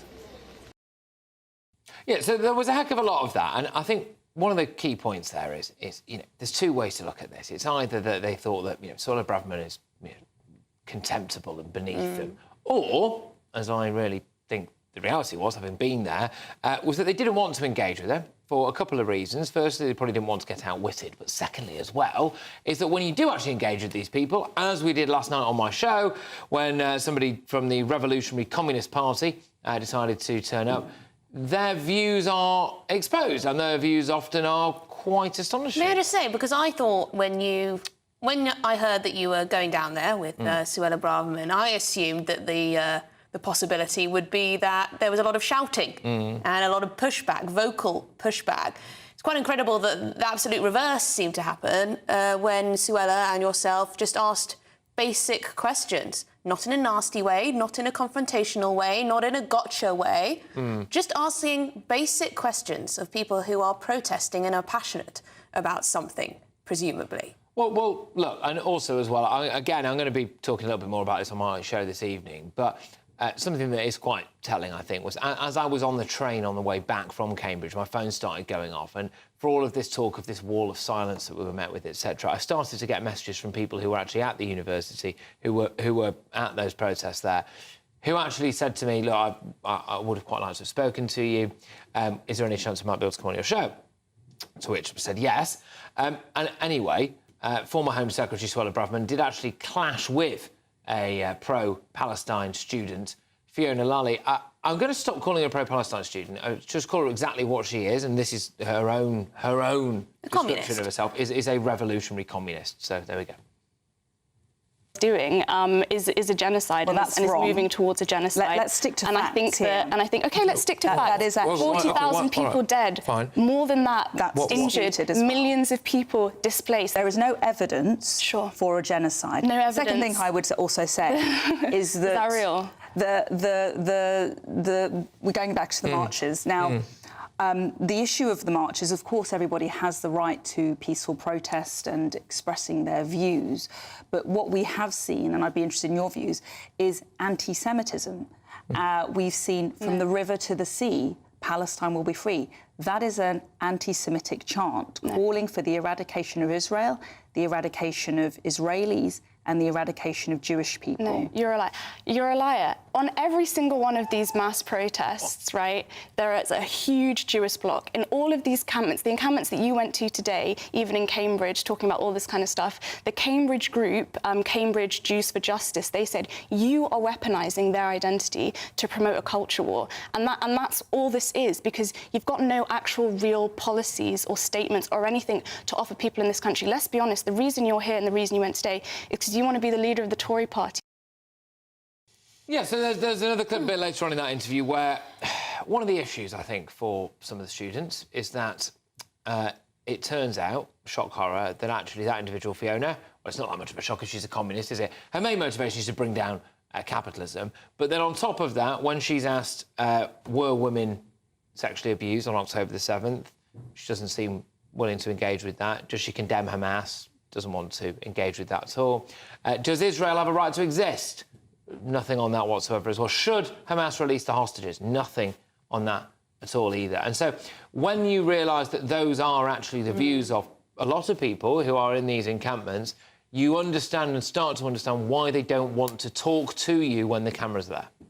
Yeah, all the stuff about... She goes on and on ranting about capitalism and how it's the cause of all our woes, whilst calling herself a communist revolutionary.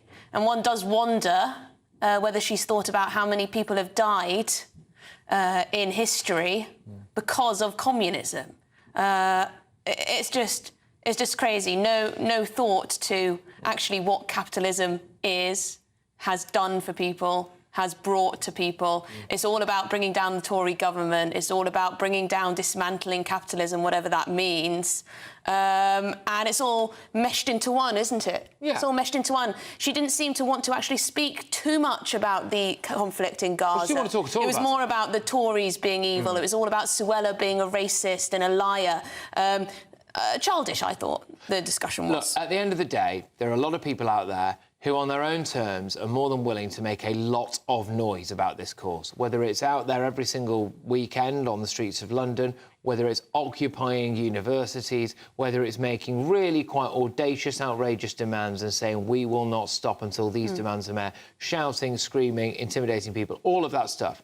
They're prepared to do that, but they're not prepared a lot of the time, unfortunately, to debate or engage. I will say, hats off to Fiona for actually coming into the studio and talking about that. People may disagree with her views, but at least she was there looking a former Home Secretary in the eye and saying them, which is more than can be said for a lot of people. I also think, fair play to Suella Braverman. It is not every single day that a former Home Secretary decides to put themselves out there. There were massive amounts of risk there.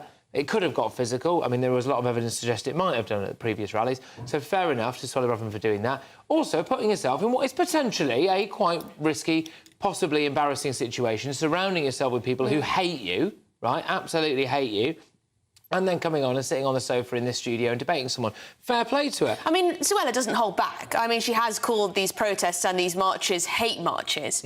So if you believe that you are actually in favour of peace, you might find that an affront.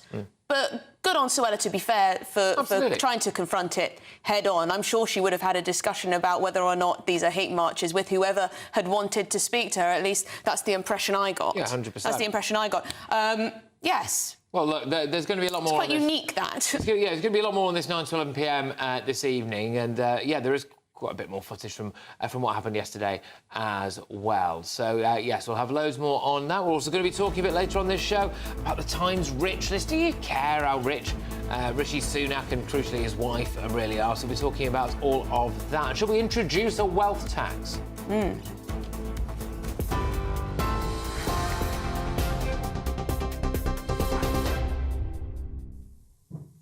Good afternoon, it's 2:30. I'm Sophia Wensler in the GB newsroom.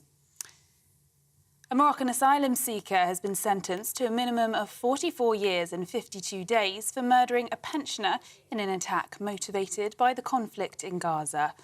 Ahmed Alid stabbed 70-year-old Terence Carney 6 times in Harleypool in what was intended as a revenge for the Israel-Hamas conflict.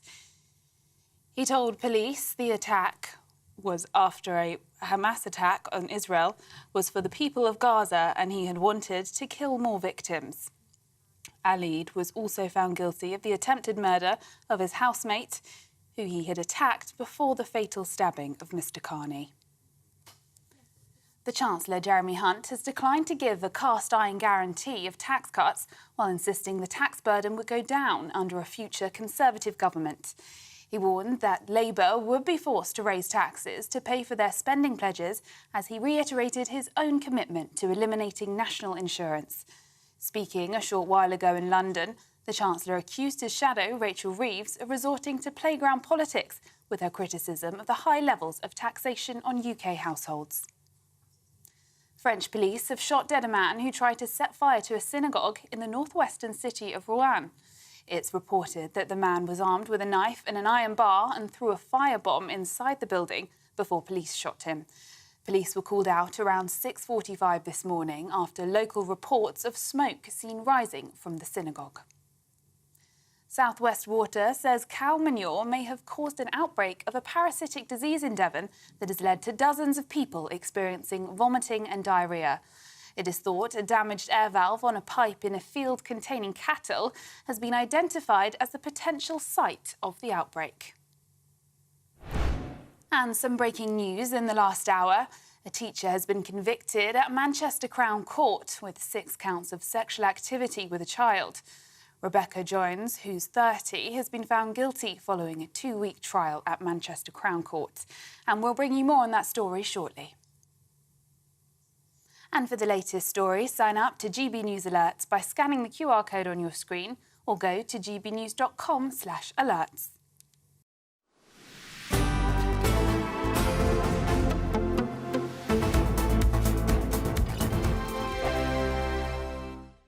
Hi there and welcome along to the latest forecast from the Met Office for GB News. Warm sunny spells for many of us today, but there will be some sharp showers, even the odd thunderstorm, especially for western Scotland, as well as parts of the Midlands. Now, into Friday, we're going to see this area of low pressure drifting to the south, but the remnants of a weather front across central parts, bringing a large amount of cloud. The cloud does tend to break up to allow some warm sunshine to develop through the afternoon, but there'll also be some heavy showers developing, particularly through Wales, the Midlands, Northern England, Western Scotland.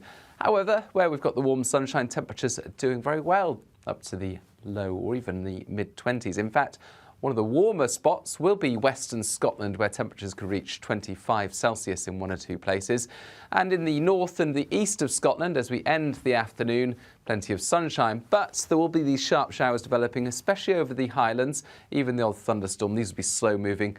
Could be some torrential rain. 1 or 2 showers for southern parts of Northern Ireland, as well as northern parts of England into the Midlands, Wales as well. The odd rumble of thunder here. Southern England, mostly fine with sunny spells and highs of 21 or 22 Celsius.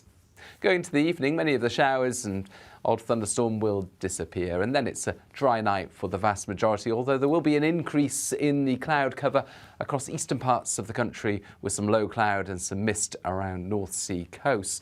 And temperatures dipping to the single figures where we've got some clear spells in the west. But a lot of cloud around as we begin Saturday. Some outbreaks of rain pushing into East Anglia in the southeast. 1 or 2 spots of rain along the south coast as well. Otherwise, warm sunshine once again developing. But by the afternoon, heavy showers once again, especially for Wales and the southwest, where there will be some thunderstorms. Temperatures in the sunnier areas reaching 21 to 23 Celsius. Bye-bye. The latest GB News travel. Good afternoon, I'm Jules Buckley to Perth and Kinross. Firstly, the southbound M90. Junction 8 to 7 has a lane shut. That's Glenfarg down towards Hilton. Queues at the scene of a collision. Still slow on the eastbound M62 following an earlier breakdown from Chainbar to Gilderson. Junction 26 to 27, but all lanes are back open.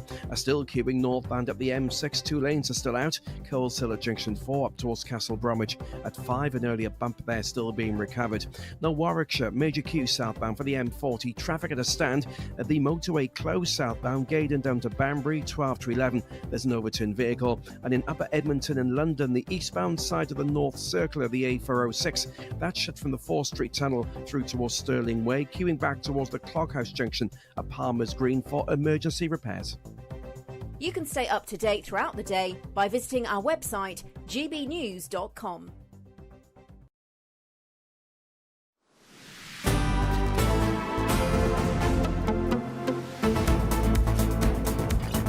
Well, good afternoon, Britain. It's 2:36 now. The Sunday Times Rich List has now been released, and some are cashing in on broken Britain and making millions.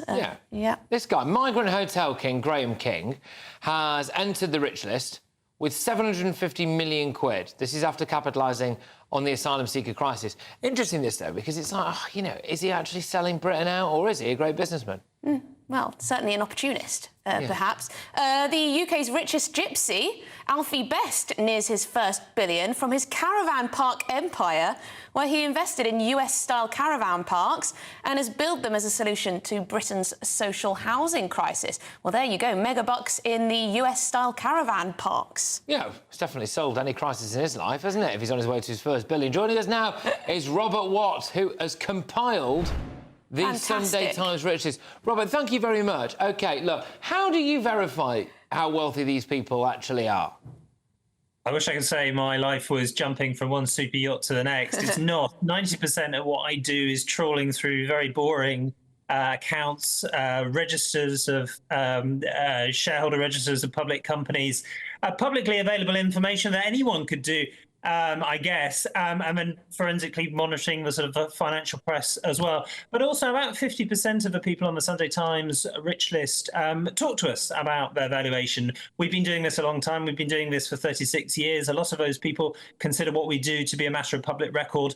And as a result, they'll share stuff with us. Now, we've got to be careful, haven't we, that what they're showing us is correct, because we have all sorts of people trying to force their way up the list, down the list, on the list, and off the list. So that's very interesting. The list. Wait, sorry, just on that. So, do you have people who are trying to get themselves off the Rich List? Absolutely, and there was a lot of that in about 2019 when some of these people thought that Jeremy Corbyn was about to become the Prime Minister. And they approached me and said, I think I'd like to be off this year, please, if you don't mind. Just slightly concerned I'll be first against the wall if the revolution comes. And I said, I'm sorry, we're a newspaper, we're a media organisation. It's not who's who. We're trying to do something serious here and track the wealth of Britain's wealthiest 350 people. We can't choose whether you're on it or off. I mean, Robert, it's very interesting what you say about, yes, a lot of this information is publicly available. We don't want to put you out of a job, though. Clearly, a lot of work goes into this. So a lot of this information is publicly available. You then talk to about half of them to sort of verify how much money they've got. But obviously, you can't go into their bank accounts. So is most of this based on property and business portfolios rather than, what's actually cold, hard cash in their bank account? Yeah, exactly. Most of the wealth that we're talking about here is tied up in companies and property. Most of it by far in terms of companies, and a lot of it is sort of valuing companies and putting which is the real sort of science really in what I do in terms of looking at a company and you value it usually by how much profits it's made in the last year, and you use a multiple of 8 or perhaps 10 times, depending on what the sector is. I won't get too into the weeds of that because I'll send the viewers to sleep. But then there are a lot of people will share information with me, like, for example, bank balances. I will be sent tax returns and financial statements, because for some of these people, they feel we live in a society where great sportsmen are recognised for their achievements, great musicians are celebrated, writers, even politicians, even. But often with business people, successful self-made entrepreneurs aren't, and so they feel that the Sunday Times Rich List does that. Now, that's not really the reason we do it. We do it because for 2 reasons, really, because we think it's an important part of a democracy that you know where wealth lies and where it's being accumulated, and we know that also that a lot of our readers find particularly the self-made entrepreneurs on our list, and that's a majority of the people now on the Sunday Times Rich List, they find these people inspiring.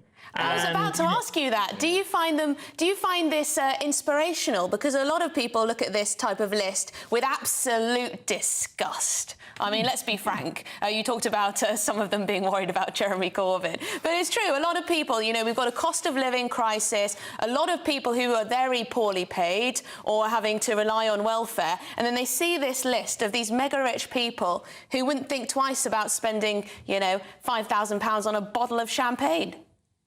We've got a feature this year on a yacht that costs £284,000 a day to hire. Wow. I mean, it is extraordinary. But there'll be people who watching this today who think that billionaires are part of the problem about what's wrong with Britain today. And there'll be others who think they're part of the solution. But our economy needs people who create jobs not by the 10 or by the 20, but by the 1,000. And the Sunday Times Rich List is full of those people. Now, what we've seen in the last year for the first time, really, is a fall in the number of UK billionaires. We're seeing a number of things. We're seeing some of them, their businesses aren't performing as well, partly because of higher interest rates, partly because of persistent inflation and slower economic growth.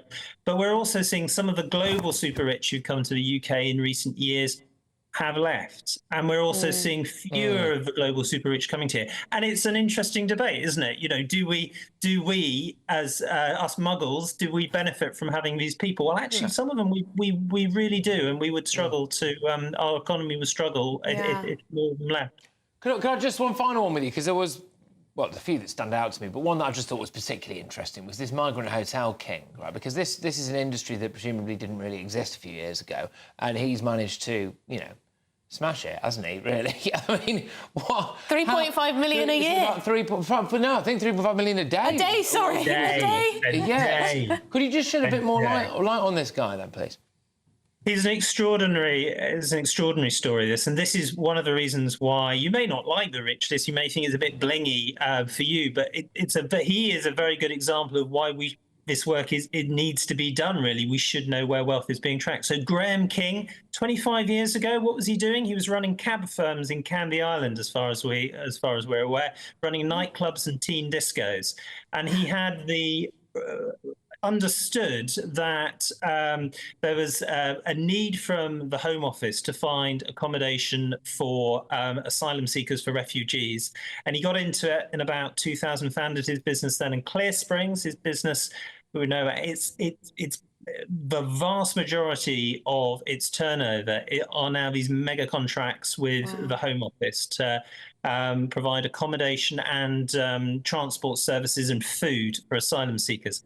The annual turnover of the business is £1.3 billion, and he's very, very quiet and no interest in a public profile whatsoever, but exactly the sort of person who we're trying to keep an eye on and understand with the work we do, which you can read now. It's all on live now. I know we're the Sunday Times Rich List, but we launch on a Friday, so you can head to the website now and read all about him and the 349 other people on the list as well. Yes, Robert, I was going to ask you whether he spoke to you and whether he, you know, wanted to parade the fact that he's making so much money off these contracts, but you answered that. No, he absolutely does not want it. Absolutely not. He'll be wanting to get off the list.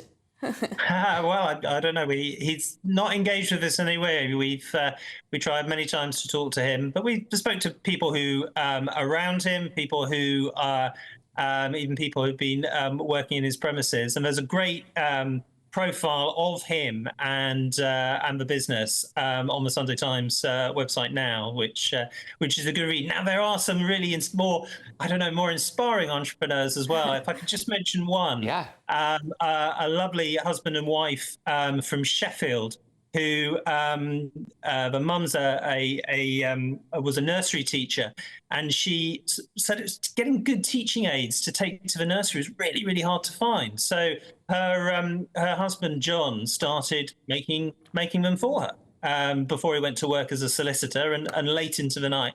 That business Twinkle that they started from their back bedroom, now employs more than 1,000 people, and it's worth 500 million. You know, I used to do some teaching of little kids, and I always used Twinkle. I'm sure there are other providers out there, but it is a fantastic resource. Thank you so much. So interesting to speak to the man who compiled all of this. Robert Watts, great to have your time. He is the compiler of the Sunday Times Rich List. Very interesting. I liked him. You've never heard of Twinkle, have you? No. I also didn't know that he used to teach, but you learn something new every day. So there we go. Should we serve venison in schools? This is more up my street. One Tory MP says it would help cull deer numbers as they surge to the highest level in 1,000 years. Other people say it just tastes nice.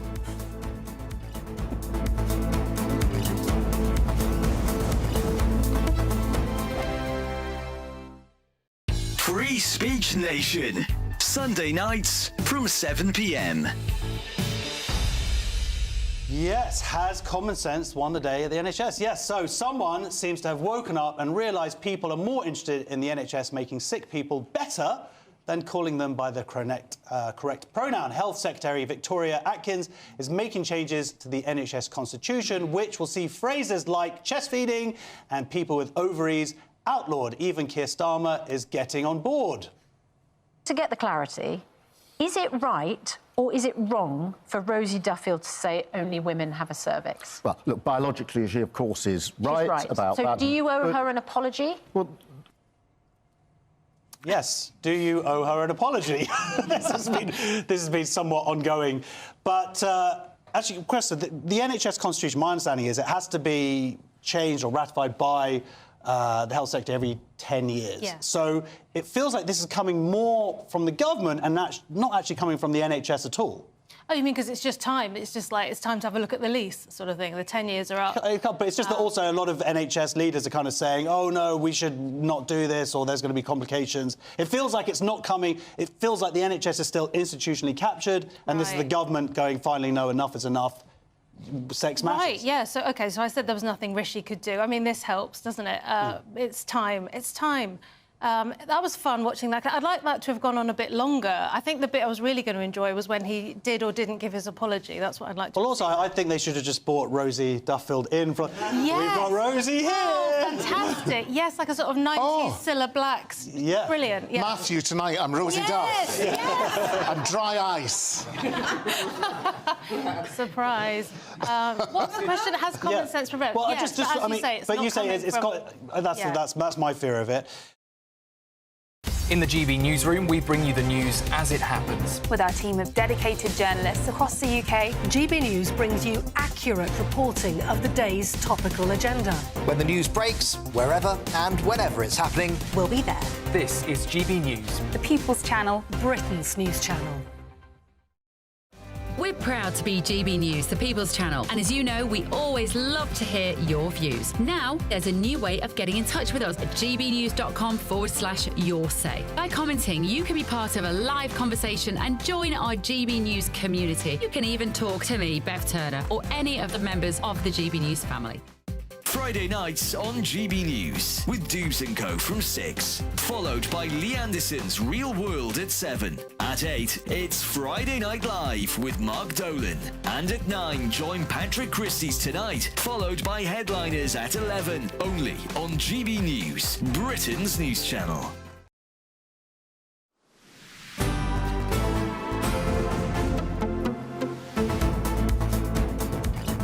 Right, well, it's 2:49, and how would you feel if your child was served venison in school? Absolutely brilliant. It could soon become a reality, as a group of MPs have suggested that it should be served in schools and hospitals to help control Britain's surging deer population. Well, with no natural predator in this country, deer numbers have risen to their highest in 1,000 years, and they can cause critical damage to woodlands and farmland. The debate around culling deer was raised by Jeremy Clarkson, sexiest man in Britain. Excuse me? Apparently, according to polling, in an episode of Clarkson's Farm, in which the broadcaster goes out to shoot deer near his home. All right.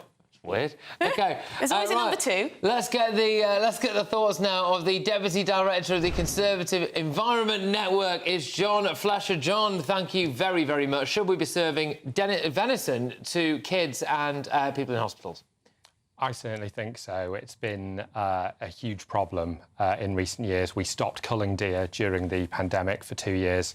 That's led, as you said, to a huge surge in the deer population over the last couple of years. They're causing huge damage to cars through vehicle collisions, to woodlands as we're trying to plant more trees, which is something I think everybody wants to see, and also to farmland and to farmers' crops. This is a great way of dealing with it. We've got a huge and abundant supply of this meat that we're just not using. We're exporting it, we're throwing it away, and that's why we're calling, along with a group of Conservative MPs, to try and get it onto our menus and give people a choice to have it and use this great supply of this very healthy meat that we've got available to us.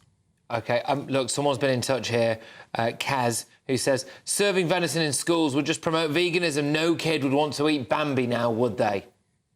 I mean, it's not going to be to everyone's taste. This is about promoting choice, fundamentally. And, I don't know about you. I remember my school dinners in the 90s were pretty grim. Not a great deal of choice, not a great deal of anything particularly exciting. I think this would be really nice to try something new. I think, as I say, it won't be to everybody's taste, but I'd be really, really keen to try something new. And certainly when my daughter's starting school in September, I'd be really up for her trying this, but it won't be for everyone. I mean, John, I think probably for a lot of animal lovers, just the idea of culling deer would make them wince. Why is it so important? If it is, why can't we live alongside the deer?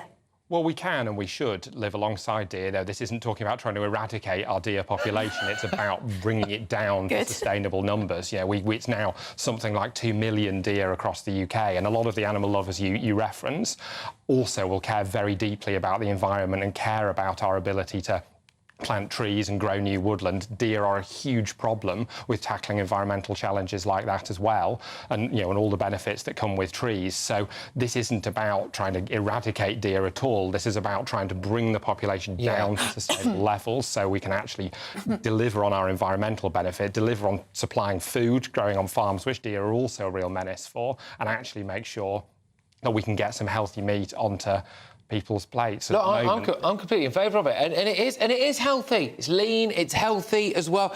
Christine's got a good idea getting around the old Bambi issue as well, which is that it's also versatile. You put it in burgers, cottage pie, lasagna, all of that stuff. You don't necessarily have to have a whopping great big lump of venison on a plate and maybe really hammer it home to kids. This is a new type of dead animal they're eating, I suppose. Look, John, we could talk about this all day, but thank you very, very much for coming in and putting the case for venison and controlling deer populations across as well. As John Flasher there, director of the Conservative Environment Network. I think it's a good idea. We should be doing it, but... It's an interesting one. But that's it from us today. Thank you for being Tom Harwood today. I thoroughly enjoyed it. But that's it. Don't worry, though, because Martin Dovney is up next, and he joins us now. Martin, very nice to see you on this Friday afternoon. What have you got in store? Great natural chemistry, guys. You should get to know each other better. I think you'd really get on. We live in a country where the Prime Minister is richer than the King. What does that tell us? Plus, should we take Palestinian refugees to the UK? 50 MPs and peers think so. They obviously haven't seen the data from Denmark. 64% of those taken in by that country ended up with criminal records.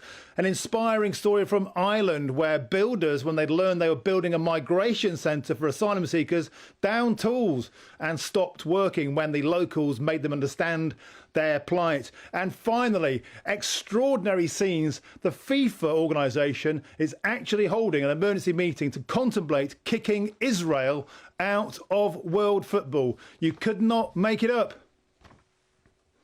Wow, that's all on my show. I'm a little bit early there. Also, I've got the rich list. Cheers. Yeah, no, look, my that's top draw. That is just great stuff. You shocked me with that FIFA story. I think I might decide to cover that later on my show as well. Take care. Right, thank you very much, everybody. Please do.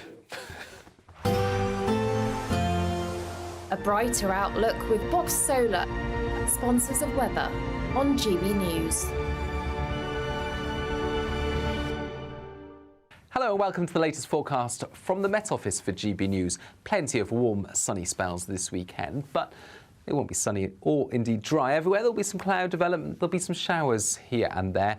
We're in between high pressure and low pressure at the moment. Weather fronts are tending to stay away, but there is a feature that's been bringing some heavy rain to Germany over the last couple of days, and that's just going to swing some cloud and outbreaks of rain into the far southeast and East Anglia overnight. And there'll be some low cloud drifting into eastern Scotland, northeast England. So grotty conditions first thing here. on Saturday. Otherwise, further west, plenty of sunny spells, a fresh start, but soon enough, where we've got the sunshine, it will warm up quickly. Where we've got the low cloud, it's going to be slower to warm up, and we will have some showery rain first thing along the south coast into Kent, South Wales, perhaps into southwest as the morning goes on. Wales, northwest England, southwest Scotland, plenty of warm sunshine, but northeast England into eastern Scotland, low cloud and mist. Northern Scotland, likewise. That will take some time through the morning to burn back to the beaches. Northern Ireland, a lot of cloud first thing. That will tend to break up and allow some sunny spells to come through as the day goes on. So, for the majority, it is looking like a fine day. There'll be some decent sunny spells, but there'll also be showers developing as temperatures rise. The odd shower for Wales, central and northern England, central Scotland as well, particularly over the Highlands. But the